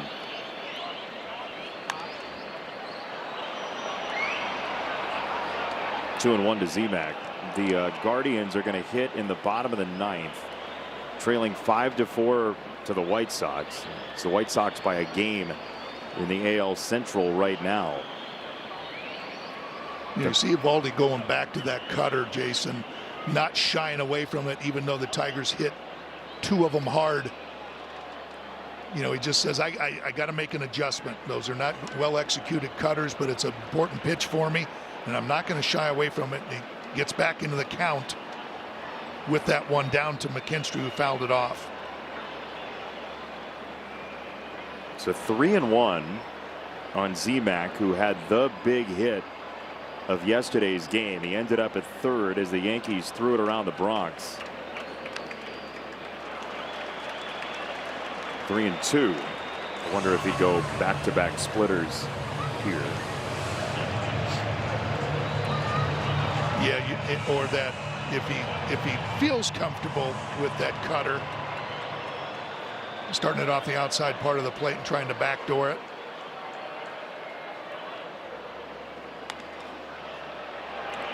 Guided in the air, straight away center field and down, a base hit. In front of Cawley, it's a single for McKinstry on 3-2, so another long at bat and a hit for the Tigers. Boy, just went to the curveball and it's down, and he just lofts it, that easy just half wedge right out into center field. Drops in nicely and just continues to get that pitch count up, and just frustrating a little bit, like, man, I made a good pitch there. And he still gets a single out of it. Keep driving that pitch count up. Strike call to James Outman. This Rangers bullpen, though, you know, you'd like to get Eovaldi out of the game, this Rangers bullpen has been really good. They have. They walk fewer than any other bullpen in Major League Baseball. Not a whole lot of strikeouts out there, but they have been amazing at getting out of trouble for this Texas team.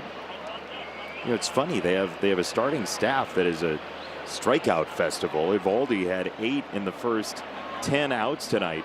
They're 3rd in strikeout rate for starters, but 24th in the bullpen. It's really a different game they pitch comparatively, starters to relievers. And also just that back end, Jacob Latz has just been, what kind of find that's been. I mean, I think he's 4th in the American League in saves. And a lot of them, 5 of them I think it is, are 2-inning saves. I mean, he's amazing on that back with great stuff. You would imagine if he could, Skip Schumacher might stay away from Latz tonight. He's thrown 2 of the last 3, but not yesterday. Yeah, it would be 3 of 4. Yep, and the last one I believe was a 2-inning save. Or the previous one. I just know they just kept leaning on him, saying we can't continue to do this. Swing and a miss, strike 3. Outman above the splitter, 2 away. But our old good friend Tyler Alexander is another guy that's been doing it all too. If Jacob Latz at the end of it isn't saving games, Tyler Alexander is, and he's opening games. He's doing a little bit of everything, just like he did with the Tigers. He just always turns up. Yep. Good for him. Hao-Yu Lee, first pitch, fly ball, left field. Osuna back at the track, at the wall. Did he pluck it? No baseball. Whoa. That's gone. It's a home run for Lee.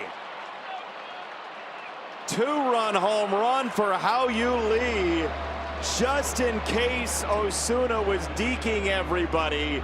But Hao-Yu Lee got it over his glove and out. Look at here. That pitch count is driving up a little bit. That split finger is coming up with the pitch count. Hao-Yu Lee. Wow. Hao-Yu Lee gets under it, just out of here. Almost like Spencer Jones on Kerry Carpenter. Almost makes a fantastic play, but can't come up with it. Tigers are right back in this. It is 5-3, and it's a base hit for McGonigal on another splitter. Dan, you said it a couple innings ago. If that thing starts to leak upward because of a driven pitch count, you never know. You're dead on. It just, yep, so many of them were down in the strike zone, and the hitters were swinging right over top of them. Now they're just starting to leak up, and the Tigers are putting some good swings on them. And Hao-Yu Lee, how about Hao-Yu Lee? I mean, he is really starting to come into his own offensively, defensively. Had a big part in that game yesterday, and a big swing here.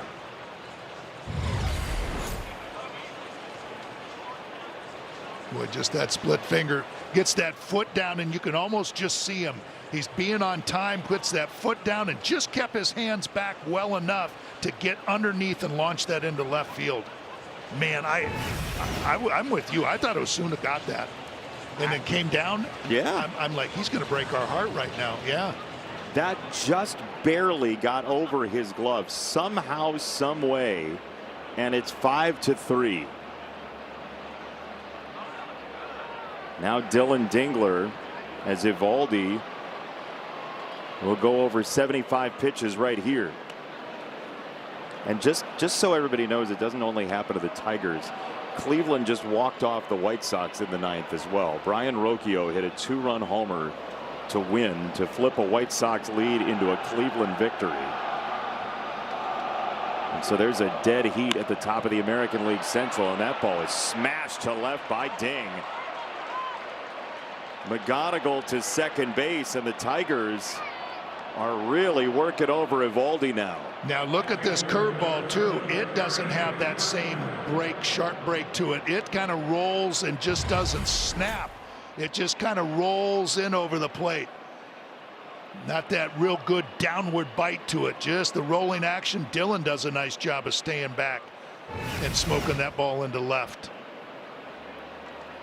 Boy, as good as Eovaldi was, and The Rangers getting to Fromber for 5 runs, but they didn't quit. They just can't. Let's stay with it. Stay with it and right back in it.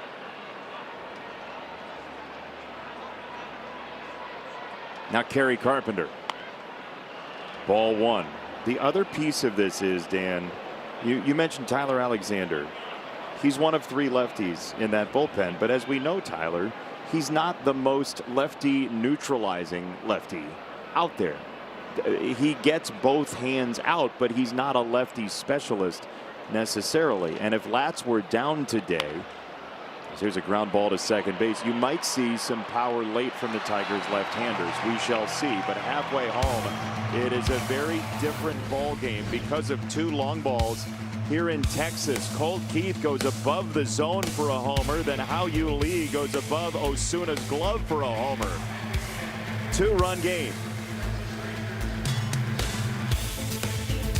What's your favorite Michigan destination? On the Athletics, July 7th through the 9th in an AL showdown you won't want to miss. There will also be a Scooble bobblehead giveaway happening both the 7th and the 8th, and ending the homestand strong with a game under the lights on the 9th.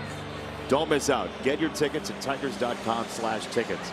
Those 3 with AF, and then 3 with the Philadelphia Phillies, who are right now 3 games out of first place.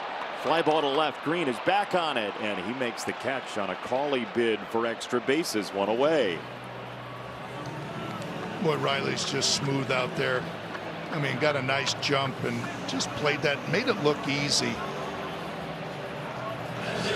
Big inning for Fromber here, not just because it's a shutdown inning and you come back, you get into it, you know, but Eovaldi's starting to, you know, show some signs of leaking a little bit. So you get this, shut this down and turn it over to the bats. I wonder if it'll even be Eovaldi. Well, that's another question, absolutely, based upon what we just saw that last inning.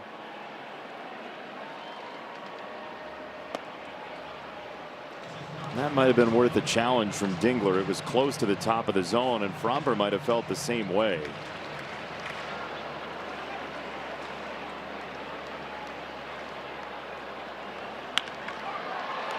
Line drive. Oh, Zach McKinstry. All he was missing was the cape. 2 down. My goodness. This ball was smoked. Absolutely crushed, and it's hooked off the bat. Right to Zach McKinstry. My goodness. 112 off the bat, and you know it's hooked off the bat. Wow, what a play. That's how they teach it at the firehouse. Stop, drop, and roll. Oh I mean, he went into a full barrel roll. I mean, again, that's just that beautiful timing. That replay just shows that little bounce that they take right before the pitch crosses the plate to spring them into action. If you don't get the perfect jump, that's a base hit into left. He looked like a stuntman. Just that little jump. Yep. That little jump as the ball's crossing the plate. And then they get, as soon as the swing, they enables them to get that initial jump and get them, make the difference between nabbing it and a base hit into left. And a very small piece keeps the inning alive for Osuna. I don't think that turf's real soft, by the way. You wouldn't think by the way the ground balls are acting, you know, gathering that speed. That was incredible. Second base, Lee is on the case. His throw on one hop is there. Inning over. Don't hit it to the middle infield. Or anybody. Riley Green with a play. Zach with a play. Hao-Yu Lee with a play. Minor leagues. He's a 34th round pick with the San Francisco Giants, and Randy Bacchus became a pitcher in A-ball with San Francisco. And his first year of full season baseball, he had a 3.58 ERA. Out of nowhere. But how about the 391 in college? Yeah. I mean, that's a season right there. I mean, sounds like a heck of an athlete. He ended up playing 10 years in the minors, finishing his career in the California Angels system. Yes, kids, they were called the California Angels before the Los Angeles Angels of Anaheim and the Anaheim Angels and the Los Angeles Angels. I remember them as the California Angels. Yep, little halo on the top of their head, you know, their hat. Beautiful. Just like you. There's a strike, 3-1 on Riley Green. Interesting that Eovaldi's back out after going through the ringer in the 5th. Yep, and just falling behind, and not the same crispness to the pitches either. 3-2. And just when you say that, he throws a perfect cutter. Sure. That'll happen. Payoff for Green. Riley hits it well. A dart to right field, and that traipses all the way to the wall. Riley's on his way to second. The throw coming in is not in time. Duran gave it a run. Riley Green was a step better, and a leadoff double in the 6th for the Tigers. Well, here it is again, Jason. That split finger, and look how it just stays right up over the plate. Doesn't have that same dive to it. Skip Schumacher looks like, yep, he's seen that that pitch doesn't have the same kind of jump to it.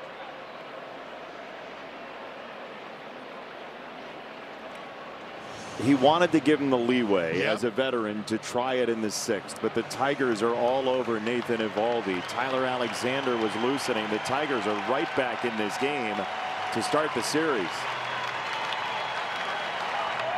With my new phone company, Menace Mobile. It is interesting, but when you have the opportunity, AJ has done this over and over again. When he has the opportunity to put runs up on the board in a leverage situation, he's going to go for the platoon split the way this roster is constructed. That said, sometimes you do lose a left on right at bat later in the game, and we will see how it plays out. But if Veerling pays it off, it'll look really good. Exactly, yeah, just in this middle innings here, if it's late in the game and if you assume that Latz may or may not be available back there, see that right-hander come up, and you would like to have Colt Keith, but hopefully Matt Veerling can come through right here. Green at second. First one. Veerling takes top of the zone, a strike. And Tyler pretty much, it was all about his cutter in his time with the Tigers, but he's thrown a lot of change-ups this year. Again, lots of cutters, and the sweeper you just saw along with that sinker of his. There's a cutter that he tries to get in on the right-handed hitters, and also just like Tyler Alexander or Tyler Holton tries to get the cutter in on the righties, but also backdoors that cutter and then throws the sinker and changeup off of the cutter away. 1-1 is upstairs. 2 balls and a strike. Torque is next. McKinstry and Outman to follow. Tyler had a really interesting week. Saves on Saturday and Sunday, and then started on Monday. 2-2.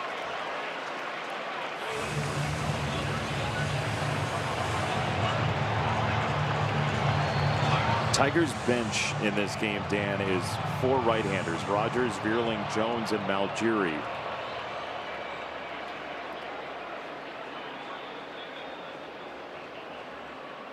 Tigers started this game with 6 left-handers in the lineup. 2-2. Veerling hits it to shortstop. Nicky Lopez throws him out, and there's one away.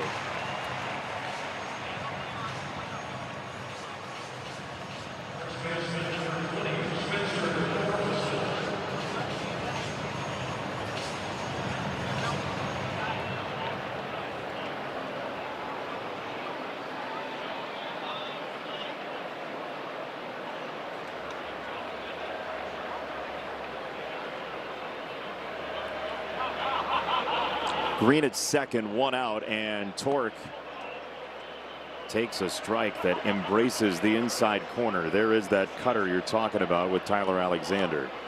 Yeah, and he does a good job of running it in on the hands. But like I said, too, he'll backdoor it.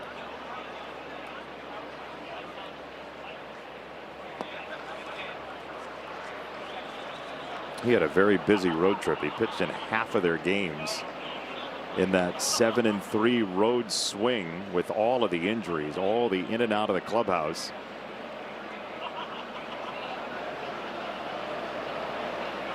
One for Torque. Right at shortstop, hot to handle. Lopez can't recover, and Torque is safe over at first. There's a couple of well-struck baseballs that Torkelson ground out also, or the Matt Vierling ground out also, was 102 off the bat. That one was stung right at Nicky Lopez. Tried to come up with that little short hop and unable to come up with it.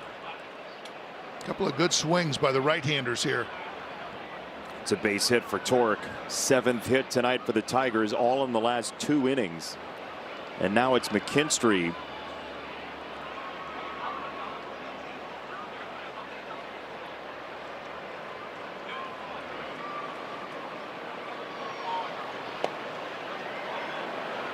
Alexander drops in a strike on that sinker. 0-1. 2 on, 1 out.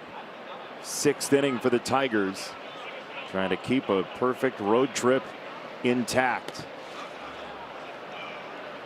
Again, this is not a Rangers bullpen that lives in strikeout mode, but Alexander is the perfect example of how they get outs. He is nearly 57% ground ball for his season. That's a huge number.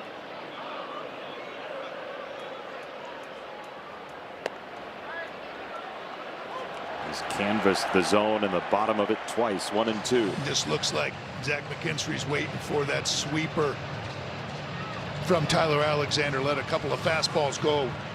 They're well located from Tyler Alexander, but just looks like he might be waiting for that off-speed pitch. He got it, yeah, but it was toward the outside corner. Pretty well placed. Although you'd bet Alexander wanted it a little further outside. Trying to get him to run out of bat a little bit. Zach McKinstry able to get a piece, but it was right down and away.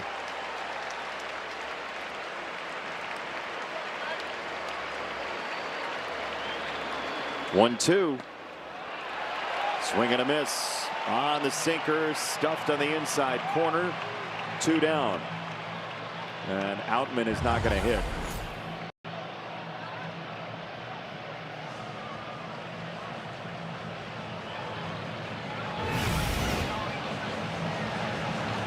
So 2 gone, and it's going to be the rookie Ben Malgiri stepping into the batter's box in one of his biggest plate appearances in his major league career.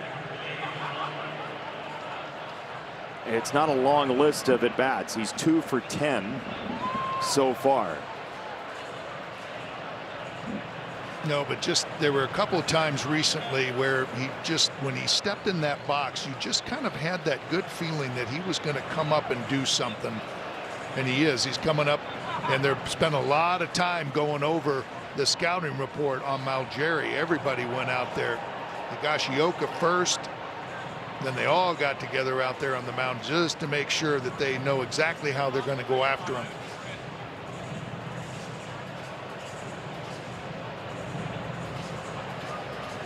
"13 trips to the plate, 2 hits, 2 walks, a sac fly for Malgiri. He's looking for his first major league extra base hit, and he's going to have to wait for Higashioka to signal to his defense. And we saw him too just attack a couple of fastballs that were on the outer part of the plate. So if Tyler Alexander throws that sinker on the outside part of the plate, hopefully Malgiri will be sitting on it and can slash it into right.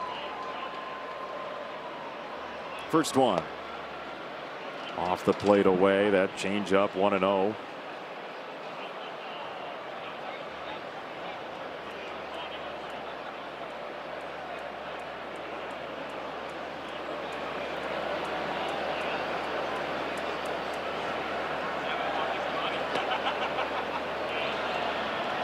Okay, 2 balls, no strikes. Yeah. This is the perfect spot right here. Looking for just something that you can drive.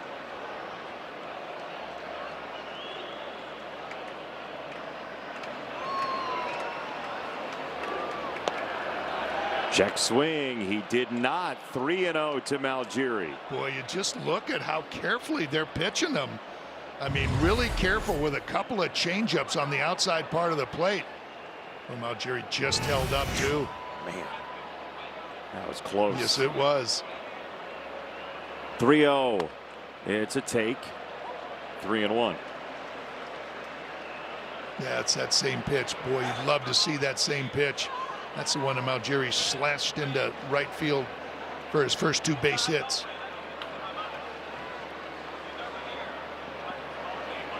Two on, 2 out.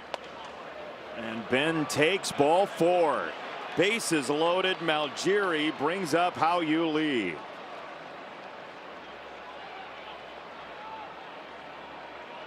He's so calm in there. Yeah, that's why you have that feeling when he's in the box, just like, man, you're waiting for something big to happen and gonna have to make another move here. How You Lee will scare Tyler Alexander out of this game, the way he swung that bat off of Nathan Eovaldi.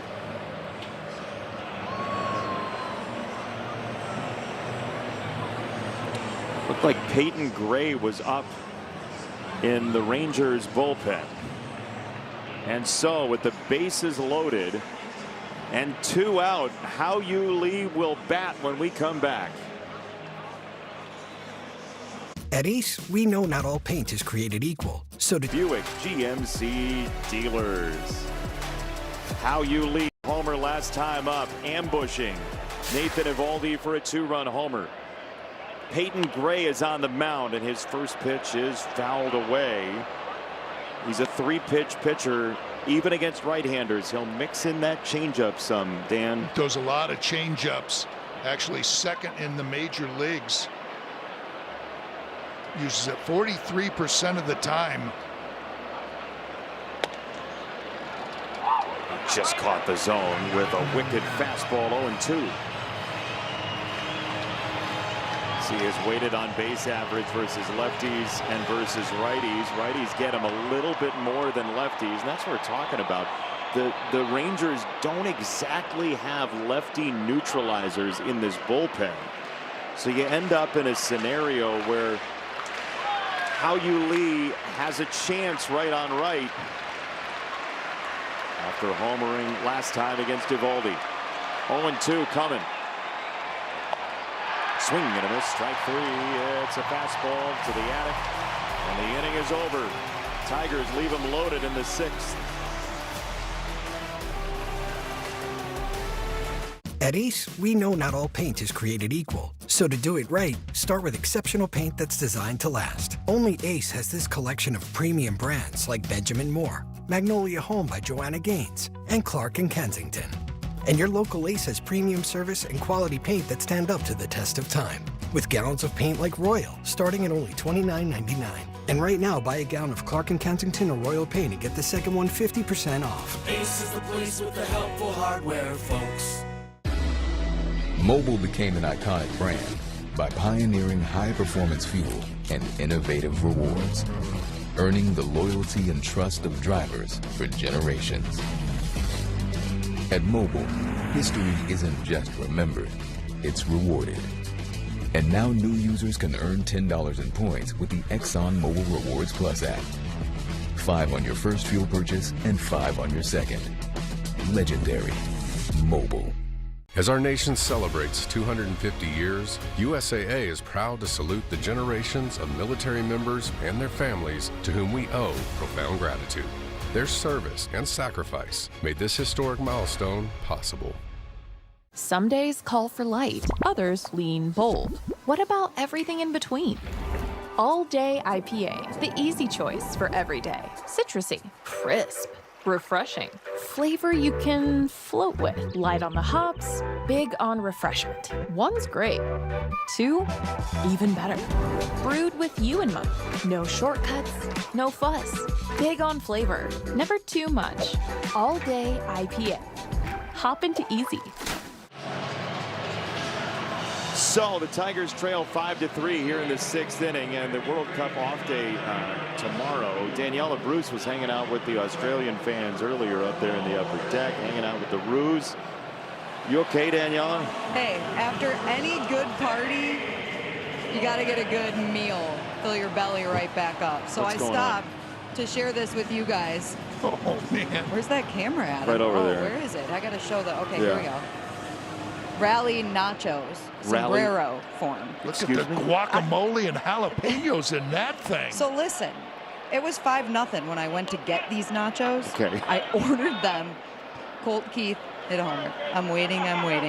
How you lead, it's a homer. Wow. And now here we are. So these rally nachos work, which means you guys have to try them. Of course. And I might go take them to the radio booth after, because you know our friends over there today love to snack. So nobody's a better eater than the combination of Dickerson and Dirks. So you guys try these, enjoy them for a half inning or so, and then I'll take them over there and they'll be gone by the end of the game. That sounds right. Bo Brisky is in for the Tigers, our Wallside Windows pitching change. What is on them?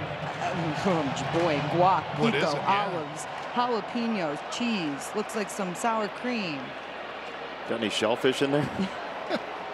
I said, can you please go no shrimp? It's a ground ball to second base. And How You Lee with the throw for out number 1 to take care of Nicky Lopez. So our producer, Jason Disick, other Jason, just says that I thought you were going to wear it. And I kind of thought I was going to wear it too. This thing weighs 20 pounds. How do you eat it? I don't know. There's chips in the middle. There's chips? Yeah. Okay. Whatever. All right.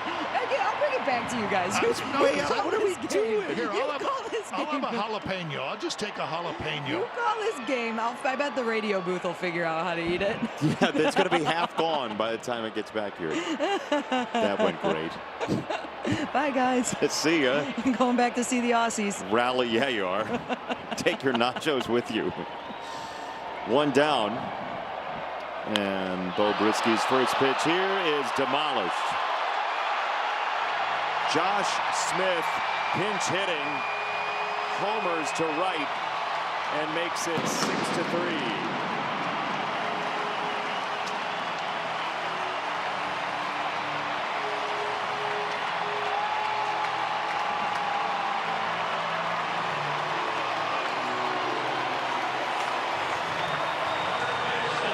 Well, just a center cut fastball coming off the bench and just ambushing. Dylan Dingler setting up on the outside part of the plate. That leaks back on the inner third. Just got all of that one. It's a big run for the Rangers.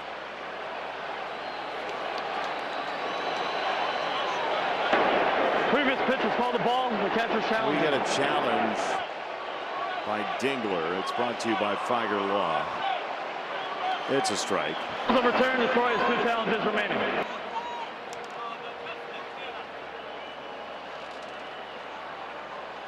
I can't remember the last time he's been unsuccessful at a challenge. Yeah, I don't. He has as good of an understanding of the zone as anybody we've seen in Major League Baseball. As that's a strike, it's 0-2 on Young.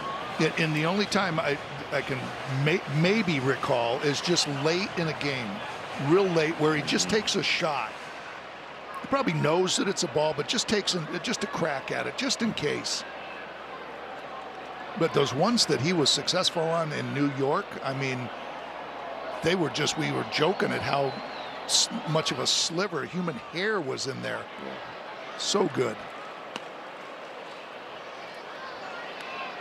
Ball and 2 strikes on Young, and we have seen here in the 6th inning how different a game can look if your pinch hit opportunities go into the win column instead of the loss column. That has been a piece of the story for the Tigers here in 2026 is the big swings, the Andy Ibanez 2024 Josh Hader in Houston in the playoffs. That type of swing just hasn't been there this year for the Tigers. Then they pinch hit Smith, the Rangers do, for Foscue at the top of the order to get left on right. They get a homer out of it. That can wheel a game around the wrong direction, and has enough this year to create just a lot of small change losses, close range losses on the road especially.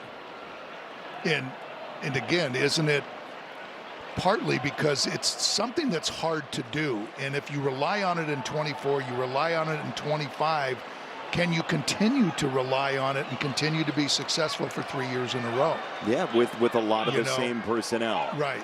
It doesn't mean that next year it doesn't flip and go right back, or I don't know, after the All-Star break it might, flip around too, but it's a tough job, and you're banking on a lot on it. Third base, McGonigal soars for this one to make the catch. Well, the defense is just putting on a clinic these last 2 innings. Josh Young just gets robbed by another double by Kevin McGonigal. I mean, there again, just the discipline that he has, that you could just see that tiny little hop in the timing mechanism for him to get up and over to snag that one.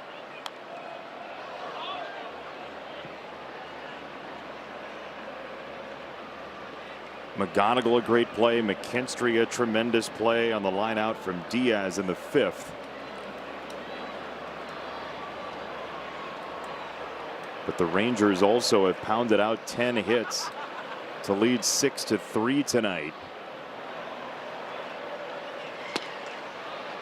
Bo gets a check swing. Ball and a strike on Duran. It's a pitch Bo has really worked hard on. That slider had a nice shape to it. Just couldn't come up with the strike zone. Home run in a silo. McGonigal makes the catch, and the inning is over. First time Duran hasn't been productive tonight. The Smith homer makes it 6-3.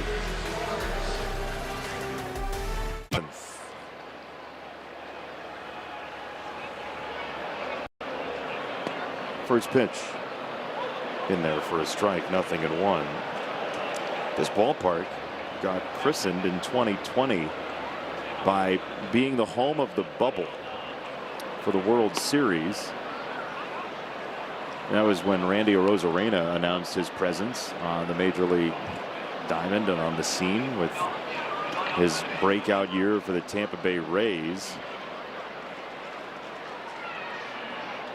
The Dodgers won 4-2 in that World Series, and then they heard it about, wow, full season championship though, and then they won 2 in a row. They're the reigning champs, and Dave Roberts just won his 1,000th game as manager as well, along with A.J. Hinch.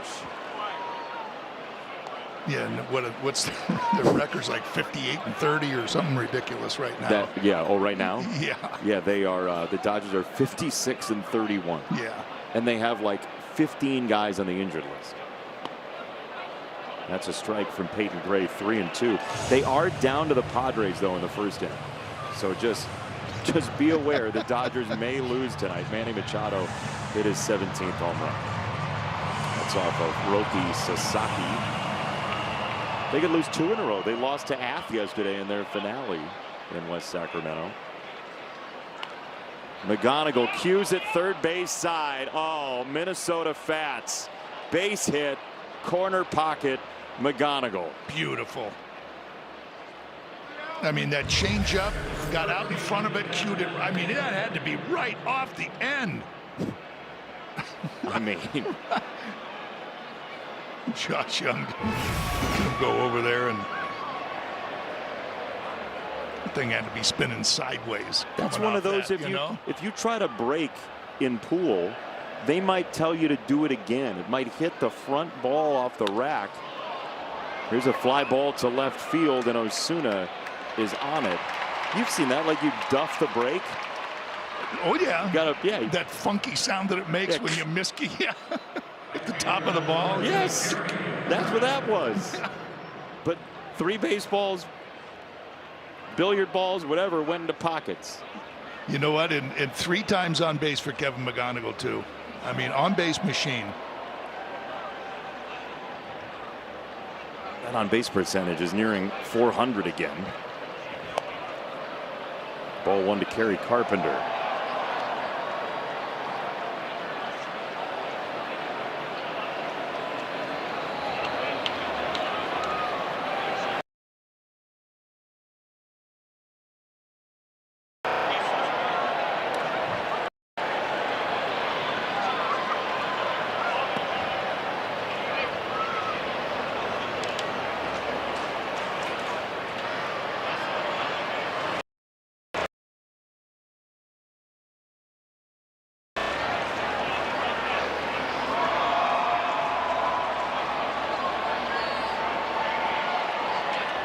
Two and 0 for Carpenter.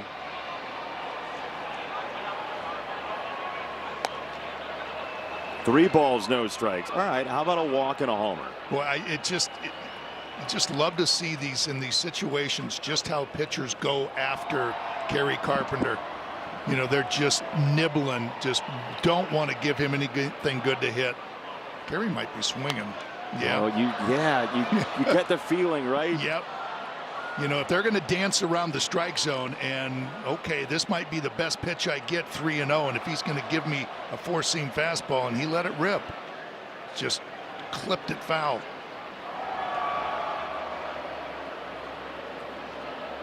Three and 1. Ooh.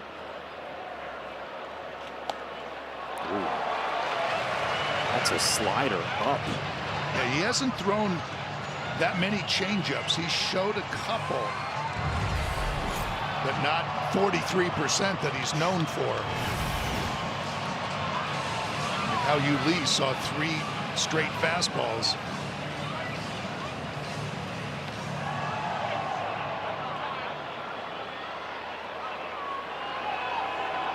Three and 2. Good eye. Kerry takes ball 4 on a changeup. 2 on, 1 out, and a message from Rally House, Michigan. The season starts at Rally House. From jerseys and hats to tumblers for game day, it's where outrageous selection meets every fan's style. 2 on, 1 out. Tying run at the plate. Boy, if Riley can get underneath something low, if he gets one of those changeups down. Higashioka is not exactly running out of time in the meter. It's a 2-hour parking zone walk to the mound. And same for the pitching coach, Jordan Teagues.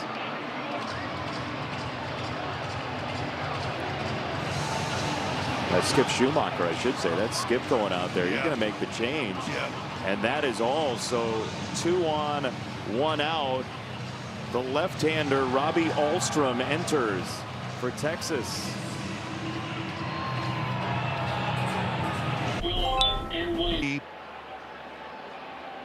A slider. Go along with that sinker and changeup.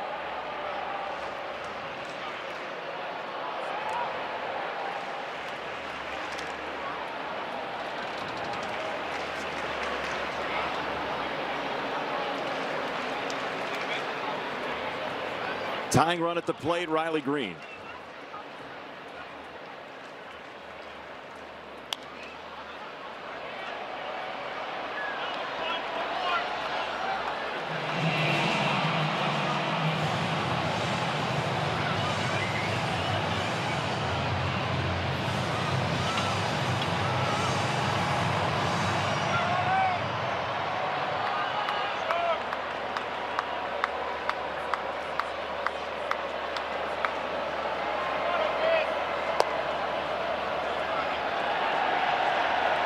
Riley is not going to bail.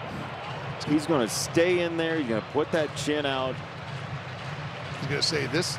It looks like that four seam is just for show, and he's going to go right back to that slider. Ooh, went back to the fastball.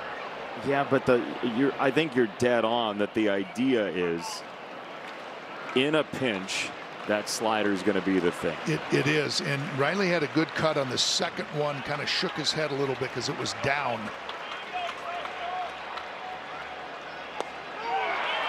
Strike three, there it is. Yeah.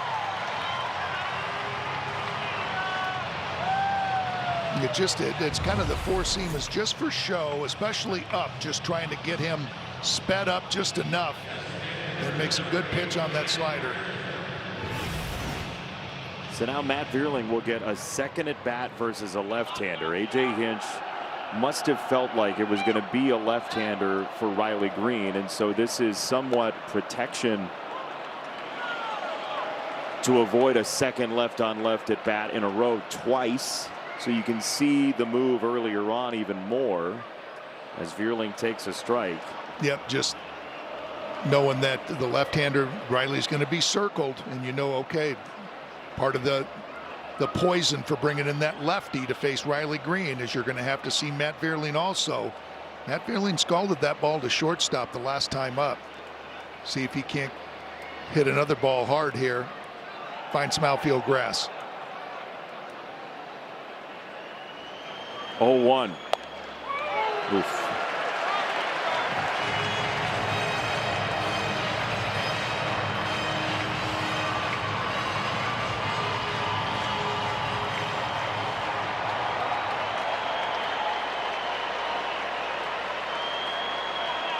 Two strikes. Fouled away. The Tigers have filled up the scorecard with base runners. The last couple of innings, they stranded 2 in the 5th, but scored 3. They left the bases loaded in the 6th, and now 2 on, 2 out in this 7th.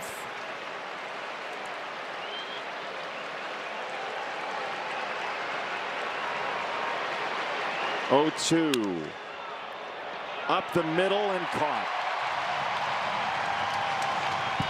Smith makes the play. The inning's over, and time now for the Figer Law 7th inning stretch.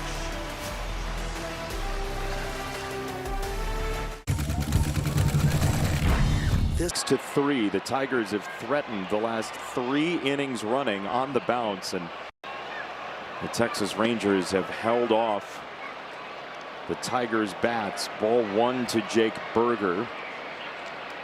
Bottom 7. Bo Brisky trying to keep it right here after a home run from Smith in the 6th. The Rangers are in a playoff battle all their own. They are 44-43, tied for the lead in the American League West. Entering play today, Houston was 2 back, the Athletics 3 behind.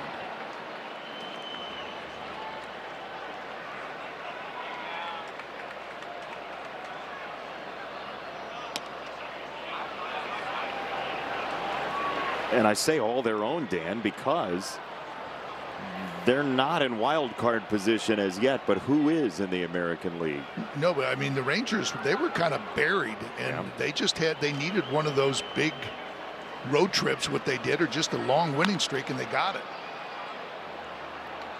Just when a time when everybody else was not winning, Athletics had some trouble, fell kind of down. They were starting to make a run. The Mariners just seem to can't kind of run away with anything. Just when you think they're going to get hot, they kind of fall back to the pack.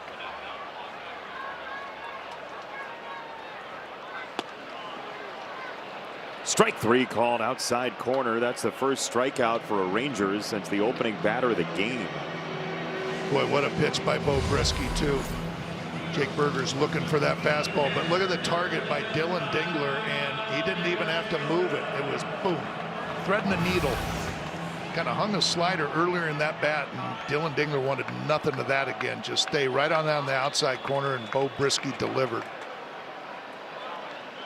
One down, Higashioka takes a strike called top of the zone.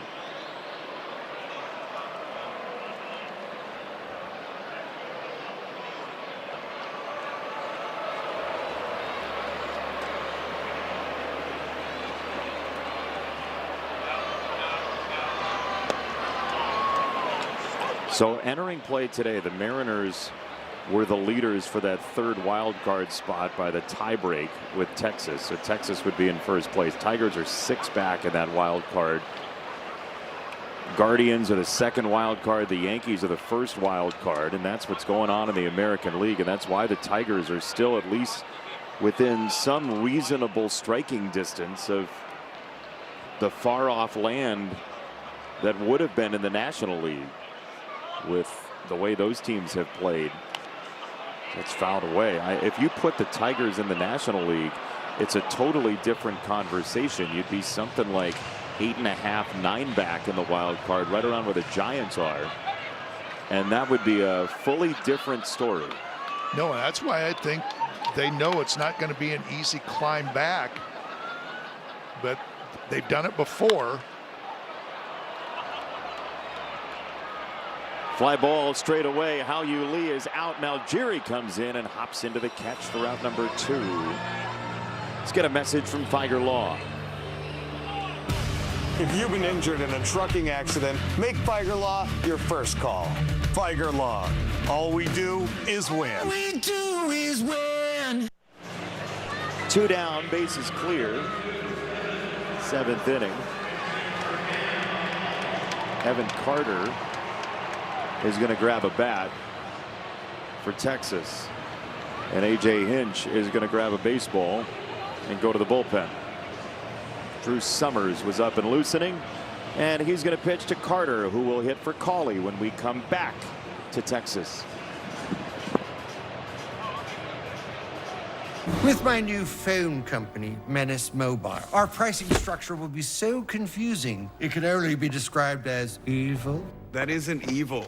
Goodness. Not by much. No. Not by much. And that was just in that slice and tailing away from him. Look at the effort on him. You don't think he wants to win? You don't think he wants to end up in Philadelphia? Look at this. Just out of his reach.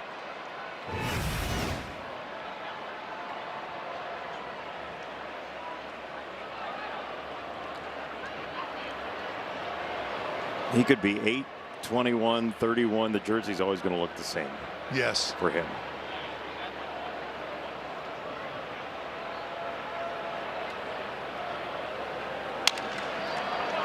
Summers got inside so far that it ends up a base hit for Carter.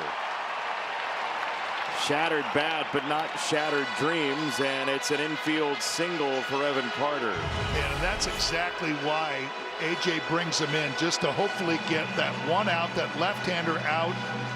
Just, I mean, you just go, oh boy, did I make a pitch? And then you turn around and go, oh, nobody's there.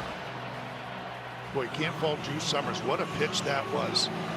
I just like the fact that after that game in New York where he gave up a couple runs, A.J. goes right back to him. Okay. Time called. Time called. Oh.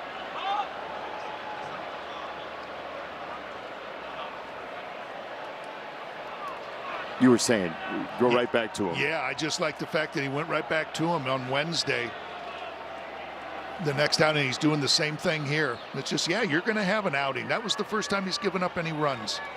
Going to have a rough outing every now and then, but he goes right back to him just to show him he's got faith in him.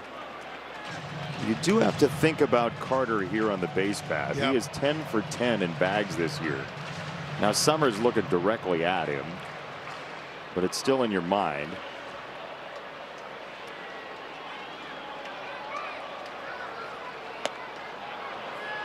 One and one on Diaz, who homered to start the scoring for the Rangers against Fromber in the second.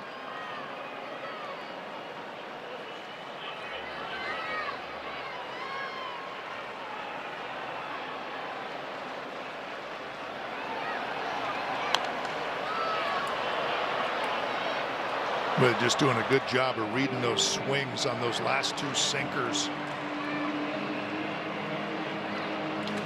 from Drew Summers.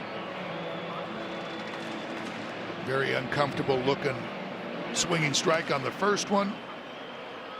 Just a foul ball in the second one. Oh, he might have. He didn't. It looked like one of those that maybe as he tried to check it, he came through. I bet he didn't go as far as I thought originally. Oh, no. Wow, he did go. No, yeah, he did go. He sure yeah. did. You know, sometimes they'll snap through the zone so quickly they draw it back. That's what I think happened exactly. He was able to get out there and whip it back so quickly. 2-2. It's fouled away right side. It's almost an optical illusion for the first base umpire, Brendan Miller over there. It zips through the zone so quickly. But just the strength just to catch that at that point where he caught that and then pulled the bat back.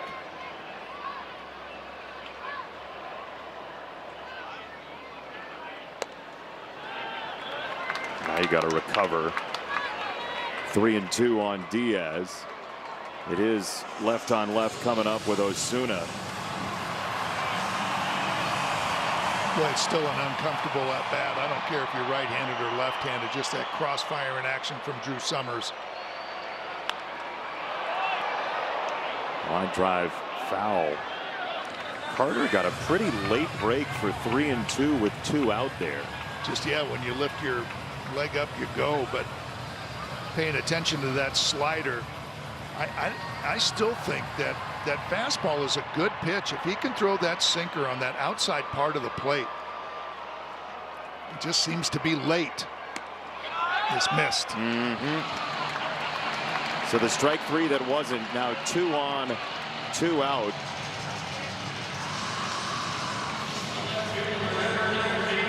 And here is Osuna, who nearly made a phenomenal home run robbery of Hao-Yu Lee earlier.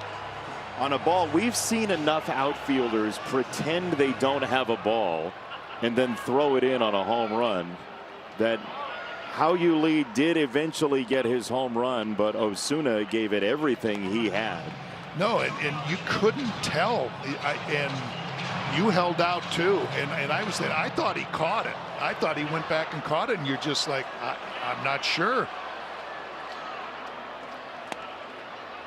I accidentally once set off fireworks in a ballpark by getting duped by one of the Uptons in left field in Chicago. He faked like he didn't have the ball and then threw it in 3 seconds later. So forever and for always, I will wait to not see a baseball. 1-1. That's foul. Third base dugout. 1 ball and 2 strikes. Here is that play as Osuna went up for it. And there was no sight line that would give you whether or not he had it at first. No, because it almost looked like it glanced off of that webbing or just was in there for a split second and then just leaked out. That brought the Tigers within 2 at 5-3. It's now 6-3 on the Smith homer last inning. Left side base hit. Osuna throws the bat at a 2-strike slider. 2 hits and a walk and a run for Texas. A strikeout that wasn't of Diaz ends up causing pain. Boy, it's a good pitch and a good piece of hitting, just slapping it. We saw Nicky Lopez do it. Now we're seeing Osuna do it. It's just that 2-out walk to Diaz really hurt right there. It just puts you in that position where all they have to do is slap at it. They hit a hole and it costs you another run.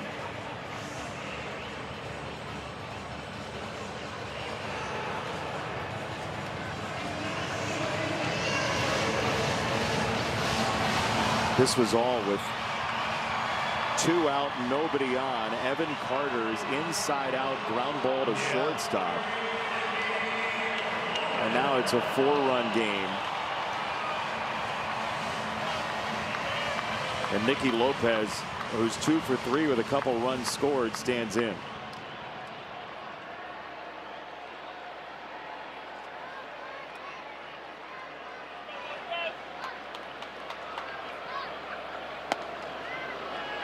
Way behind the fastball, 0-1.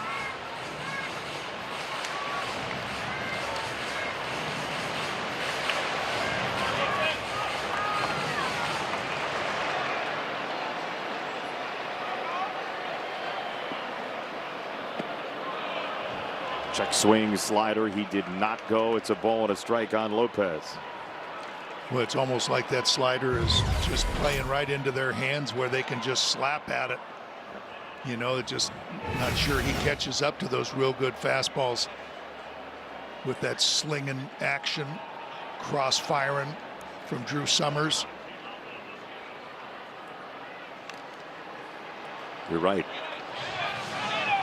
He's just trying to hack and slash at that too, but just with that little breaking away and just off speed enough, they can just kind of slap at it, play with the ball.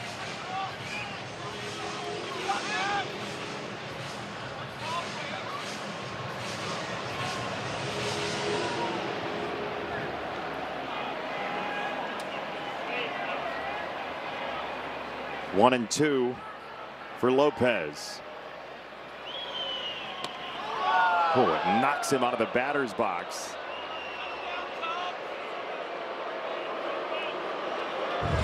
To read it, he said, I didn't even see that. Yes, that's exactly it. And I think he did. He kind of moved after the ball went by his chin. His arms moved first, I think. Wow.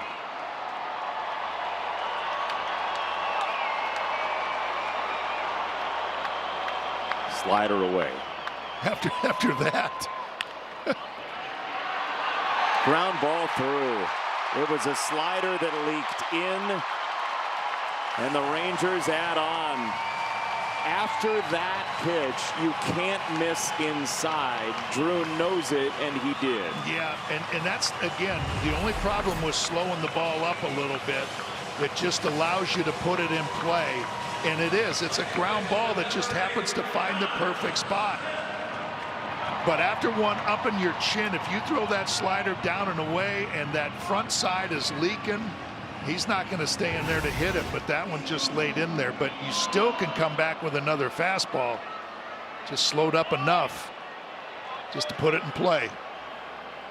8-3 Texas with that, and now Smith checks his swing. He doesn't go. 1-0, and you know, Drew Summers, as you said, it was a big outing for him trying to bounce back from what happened in New York. He had 2 quick outs and now 4 straight base runners. Just spraying a little bit. You can see, you know, just that command. When he's got his command, you know, he can be a very, very uncomfortable at bat. But when it starts to spray a little bit, that's where he gets in a little bit of trouble.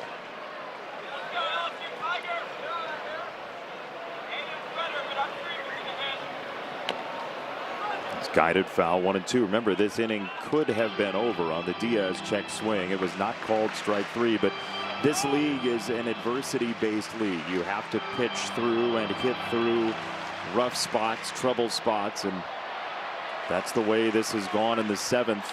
Whoa. Osuna was way down the line over at third. He was just sort of loping toward home plate. Because there's nobody, because Kevin McGonigal is almost at shortstop. Another chin bender. Lopez takes second. Smith takes his incisors out of the batter's box. Wow. And that's why you wonder why left-handers, why it's so hard for them to stay in there. Let's see if he throws that slider and executes it or stays with the fastball there.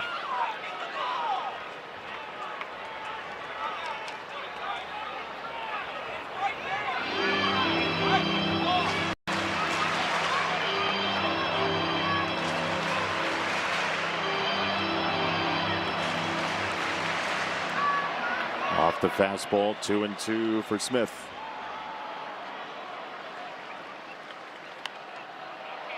He reaches out and flips it third base side. Foul ground. McGonigal again runs out of real estate. And that was the pitch that you were looking for to Nicky Lopez. That was off the plate and away, the slider.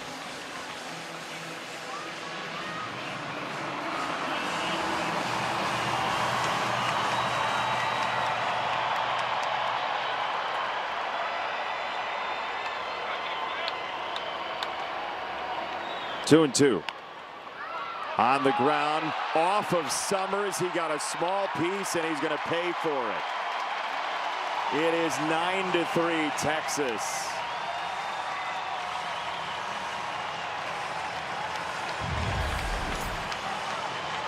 Boy, that's just too bad. That's going to go right at Zach McKinstry. And it just glances off the glove of Drew Summers. He can't come up with it. Another run scores. A.J. Hinch coming out to make the change. He came in with the bases clear and 2 down. Single, walk, single, single, single. And that is the end of the night for Drew Summers. Kenley Jansen's coming in.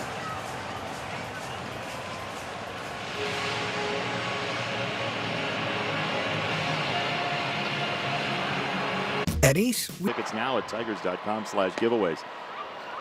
Kenley Jansen is done, which means Cure Auto postgame is going to be very interesting.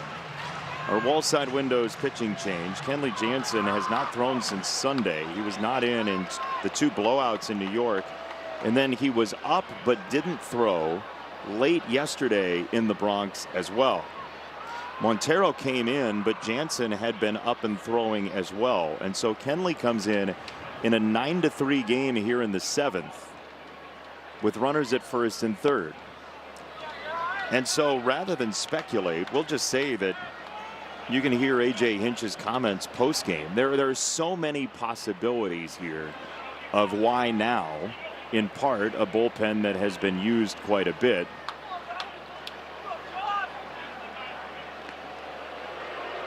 But I don't know, Dan. No, and well, that was why we were a little surprised that he was warming up yesterday and did not come into the game. And then coming in here, he's given up runs in the last couple of games that he appeared in.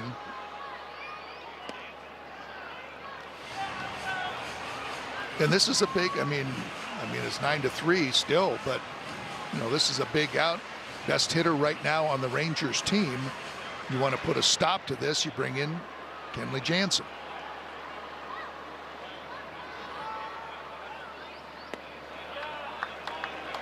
But you could see how people would say, well, if you wanted to put a stop to the Yankees yesterday, it would be the same type of logic. But again, we'll hear from A.J. Hinch postgame. It's tough to speculate about why it would be the case, but it is enough of an intriguing moment that Jansen's throwing when 3 runs are already in the 7th that it's worth commenting on. We could sit there and come up with a number of different reasons to try to come up with something, but again, we'd just be speculating as to why that might be. 3-2, and it's popped up foul, first base side and out of play. But I think the one thing, you know, if you're thinking about, well, he didn't come in yesterday because maybe when he was warming up there was a little tweak of something that was bothering him before. Could be that. You know, so now they're just saying, well, no, I want to get back into the game. So this is a good sign at least that, you know, the possibility of it not being injured and not being tweaked is he's healthy enough to get in there and pitch. Ball 4.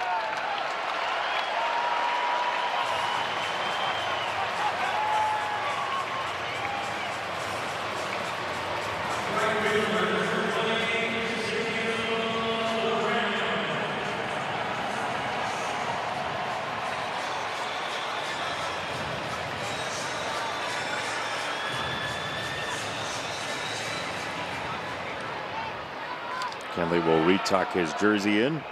Duran is the batter.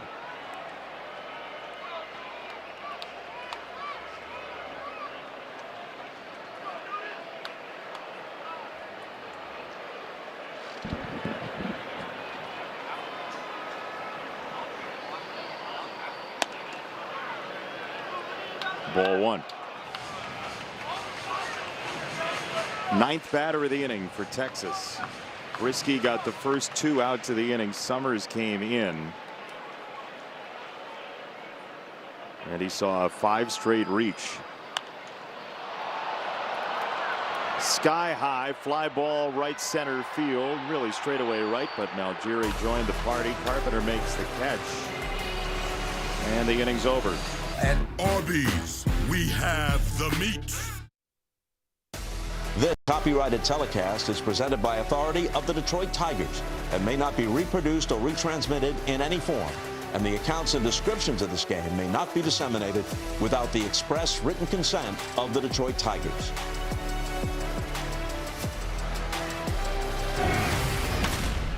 Rangers have a big lead at 9-3, and our wall side windows pitching change is to Cole Winn, who threw 12 pitches just yesterday for Texas. It's his second day in a row, and he will try to navigate the 8th inning, starting with Spencer Torkelson. He's had a little bit of a rough go recently over his last 4 games. Just 4 1/3 innings pitched, has given up 7 earned runs.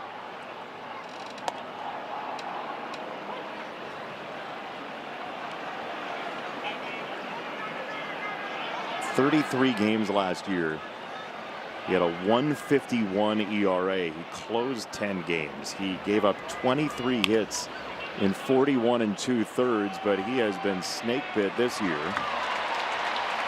1 away. Smith handles the first out of the inning as Evan Carter moves into center field for Texas behind Winn. Yeah, and just not only the last 4 games, but he's permitted runs in 5 of the last 6 games. So might be trying to get him back with a little bit of a cushion here to give him a little bit of confidence.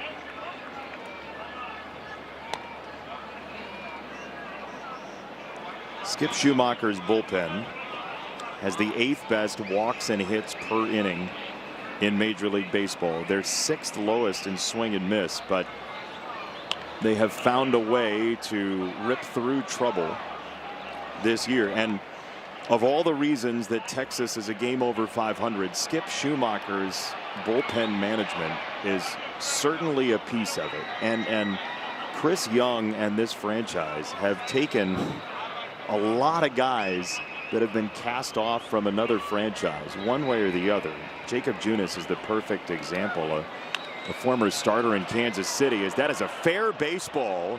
Zach McKinstry down the right field side. It dies off the sidewall, and he has a double. By the way, Brennan Miller, the umpire, hopped out of the way and called it fair all in one motion as McKinstry has a 2-base hit. Boy, and just the way he comes out of the box, and you're saying, oh, come on, get down in that corner just to watch him run, and then it bangs off that little corner that juts out. Zach McKinstry's got to put in the brakes as Duran goes over to get it back in. But if that goes down that corner, that's when his eyes are going to open up and he's going to think about 3. Strike 1 to Malgiri. This is where you just want those thoughts, those negative thoughts, where Winn just gives up that double. He struggled recently and says, okay, what's next? A base hit into center field. Zach McKinstry is home, and the Tigers are back on the board. It is 9-4, the 3rd major league hit for Ben Malgiri and his 2nd major league RBI.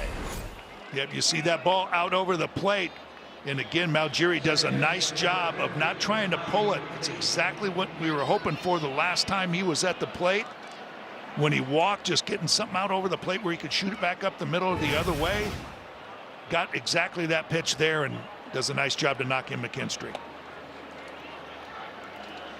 First pitch, ball 1 to Hao-Yu Lee. Kevin McGonigal is next. The Tigers trying to piece something together here. Our CNL Ward on deck hitter. 2-0. So look, if Winn has struggled with getting out of innings unscathed, maybe, just maybe, he can unravel a little bit confidence wise and the Tigers can put some game pressure on. Hao-Yu Lee just helped him a little bit. Good cutter just off the plate. 2-1. Because there's action in the Rangers bullpen for that very specific reason. You just knew that just as soon as Zach McKinstry got that base runner, you could just kind of sense that, all right, I've been struggling recently.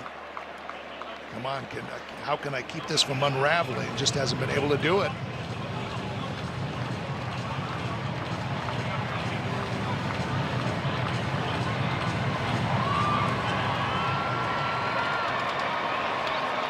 Two and 2 for Lee. Malgiri at first. And Hao-Yu Lee strikes out swinging on a cutter way above the zone. 2 out.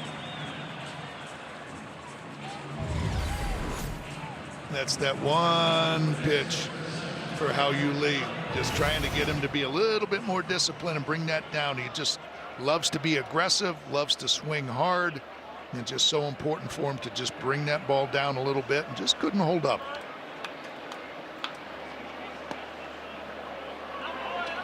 Strike called to McGonigal.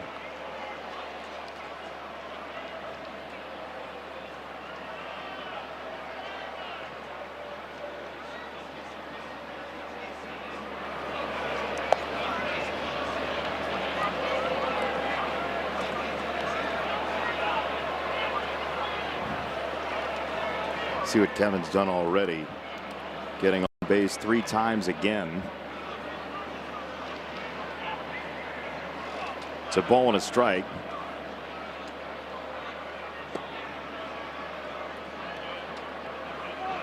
I mean, we're talking about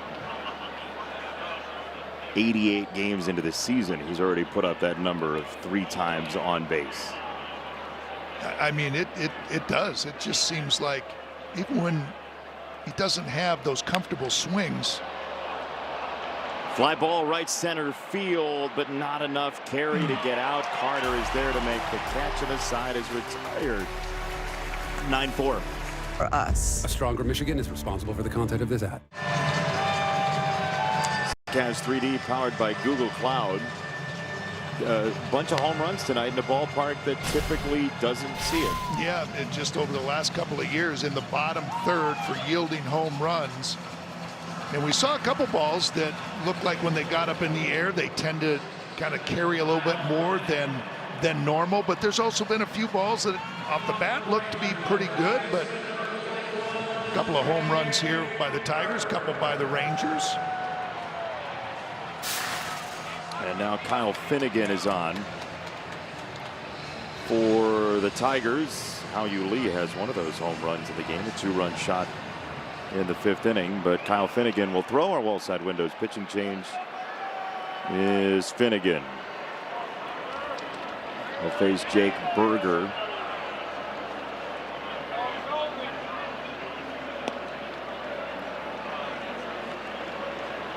Kyle last pitched on Sunday. Also, been a few days since he's been in there. He's been getting a lot of strikeouts in his last 4 appearances, 9, just covering 4 2/3 innings. More importantly, just cut down on those walks. Just walked just 1. I was talking to his dad in Houston, and his dad said, you know, I call Kyle after some of these games, say, why are you walking guys? And he goes, I don't want to, Dad.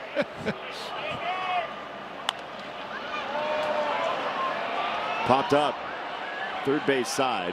McGonigal makes the catch. Watching the ball all through that scaffolding above.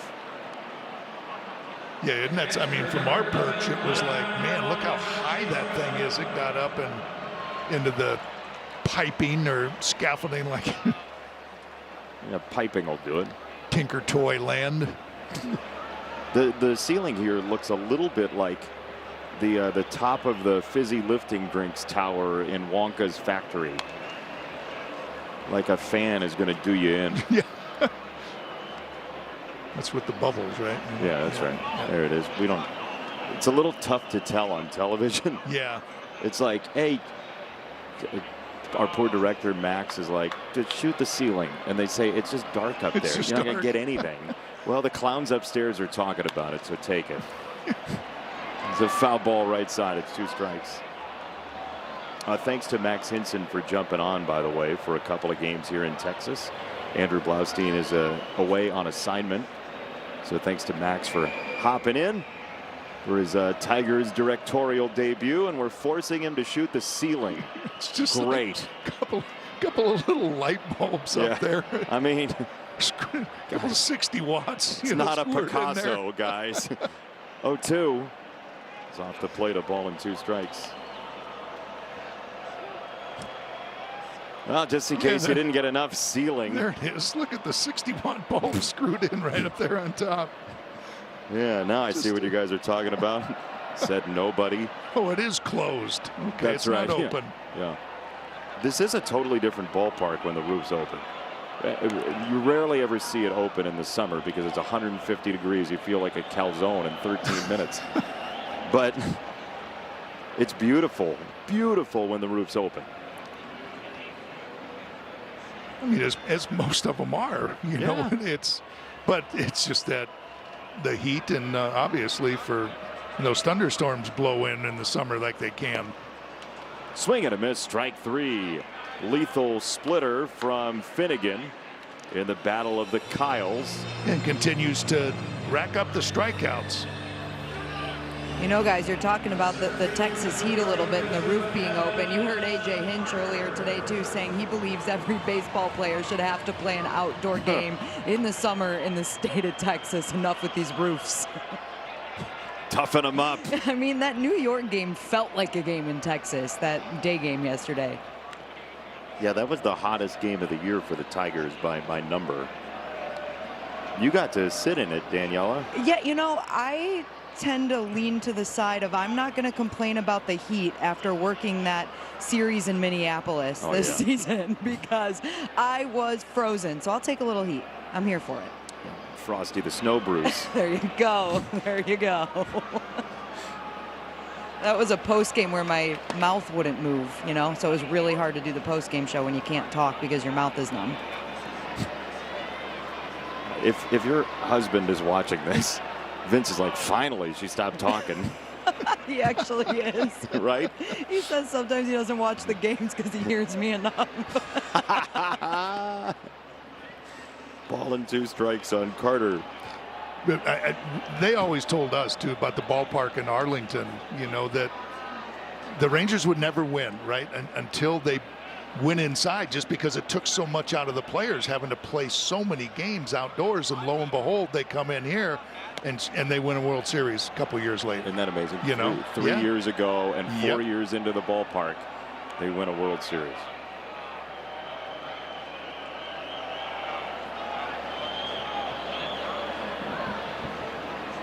Two and 2 on Carter. The Tigers in the top of the 9th will have Dingler, Carpenter, and Green coming up. 2-2 from Finnegan. Drive to right center field. Evan Carter gets it out of here. Into the bullpen in right center. It's a home run for Texas and run number 10.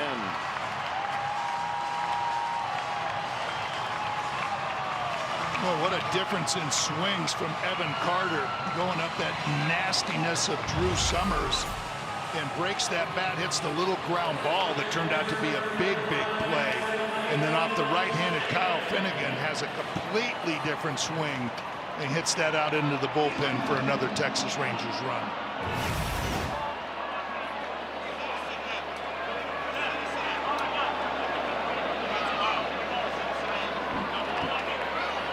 Home run number 7 for Carter. They got him back. They lost Wyatt Langford. They lose Seager. It's been in and out of the lineup of their key names for the Texas Rangers, but they've hovered around 500. They're in first place right now in a tie with Seattle. The Mariners have a no-hitter through 6 for Bryce Miller, but they have not scored so far tonight. It's 0-0 in the 6th in Seattle. There's a fly ball tailing toward the line and right. Carpenter's not going to get there. Diaz has a double after an earlier home run.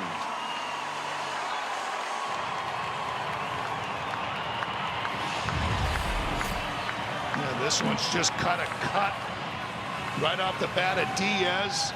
Kerry Carpenter kind of shifted over a little bit towards right center, perfectly placed, and just can't run underneath this one.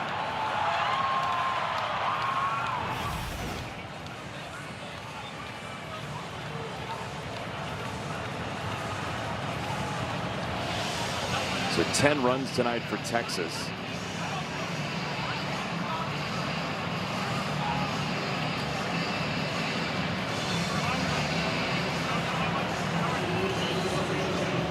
This with that 2 outs and a couple of swings right there. Dylan just giving Kyle Finnegan an extra moment.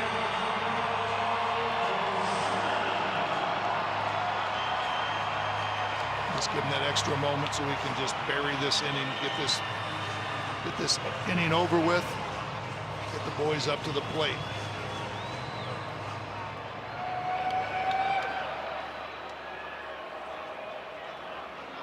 Here's Osuna, who can be a tough customer to strike out.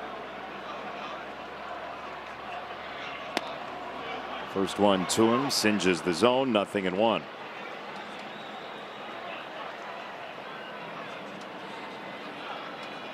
He's got the lowest whiff rate in this lineup. And that is why he can sometimes be a thorn, like his 2-strike hit in the 7th inning to add to the Rangers' lead. Ground ball, first base. Torque knocks it down, recovers, safe over at first. Diaz to third. It's a base hit. And yet again, the Rangers cobble something together with 2 out and nobody on. Back-to-back innings, they've done it. And just by putting the ball in play, too, and finding some holes, Spencer Torkelson does a nice job of knocking this down. Tried everything they can to get it to Kyle Finnegan. One of the rare sliders that Kyle throws to left-handers right there. And just able to just put it in that perfect spot in between first and second.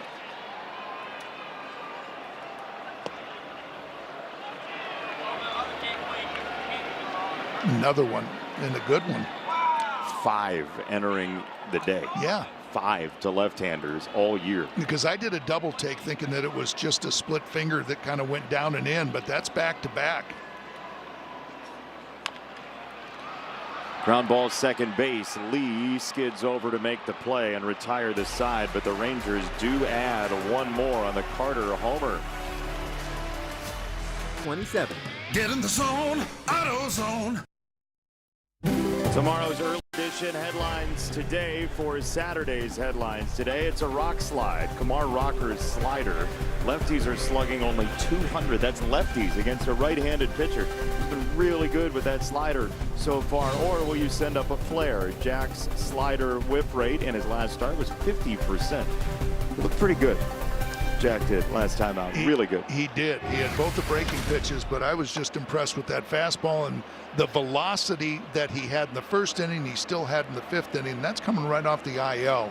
That was good to see, too, carrying his velocity throughout the whole game.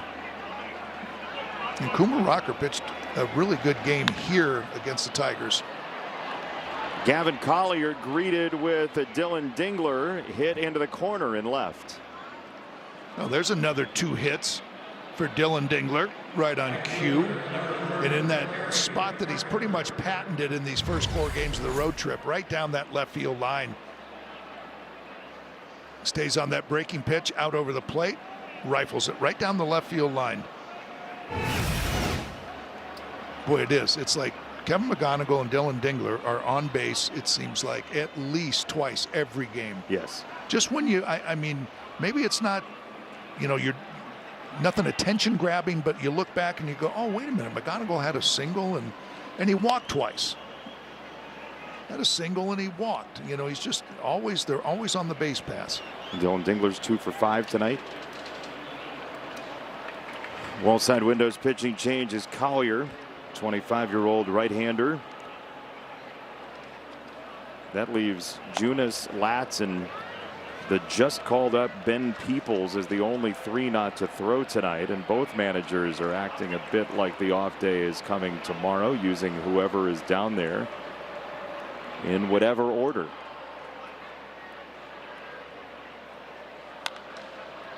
Kerry Carpenter, a fly ball to right field. Duran is back on it. He makes the catch. Dingler will head for third. Kerry just underneath that one.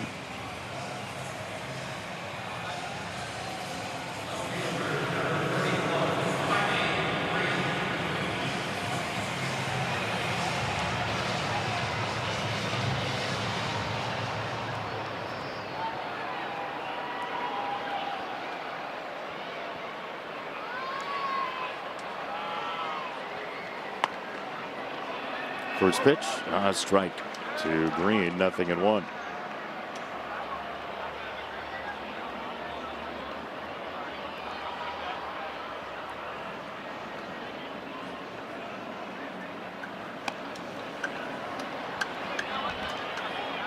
That game on Saturday, as we mentioned, is a 4:05 Eastern Time first pitch, 3:05 local here in Texas. Hope you can join us here on Detroit Sports Net. Boy, that was a jarring cutter. That's that. Yeah, coming right in on the hands. And from that arm angle, kind of slinging it from almost sidearm there. You're getting a good look at it as coming right in it, but it's just eating that bat handle up. It was almost a strike, too. It might have been a strike in that zone. Tried to throw the same pitch in there and left that one a little bit more over the plate.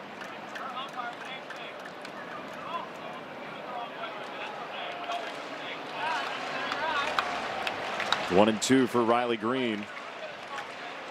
Dingler at third, one gone in the Tigers' ninth. Strike three. 14th Rangers pitching strikeout tonight. It all started with Eovaldi striking out 8 of the first 11 batters he saw.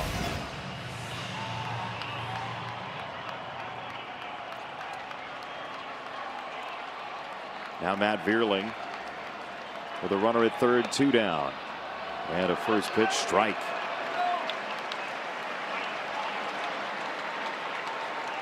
Tigers are in danger of falling for the 50th time this year.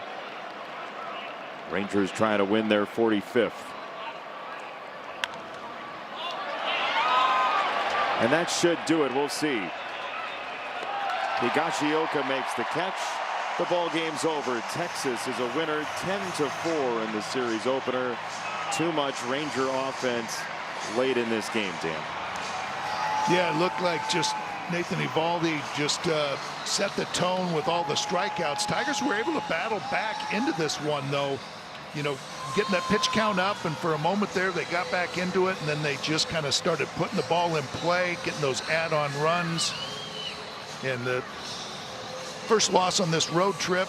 Tigers have a day off tomorrow just to kind of recoup and then hopefully come back and win the next 2 to win the series and the road trip. Hope that's the case. Tigers will go for it on Saturday. We'll say farewell from the booth. For Daniela Bruce, for Dan Petrie, for our producer Jason Disick, our director Max Hinson, and our entire crew downstairs, Jason Benetti saying good night. Daniela and Dan will have Pure Auto postgame when we come back to Texas. Listen to these results.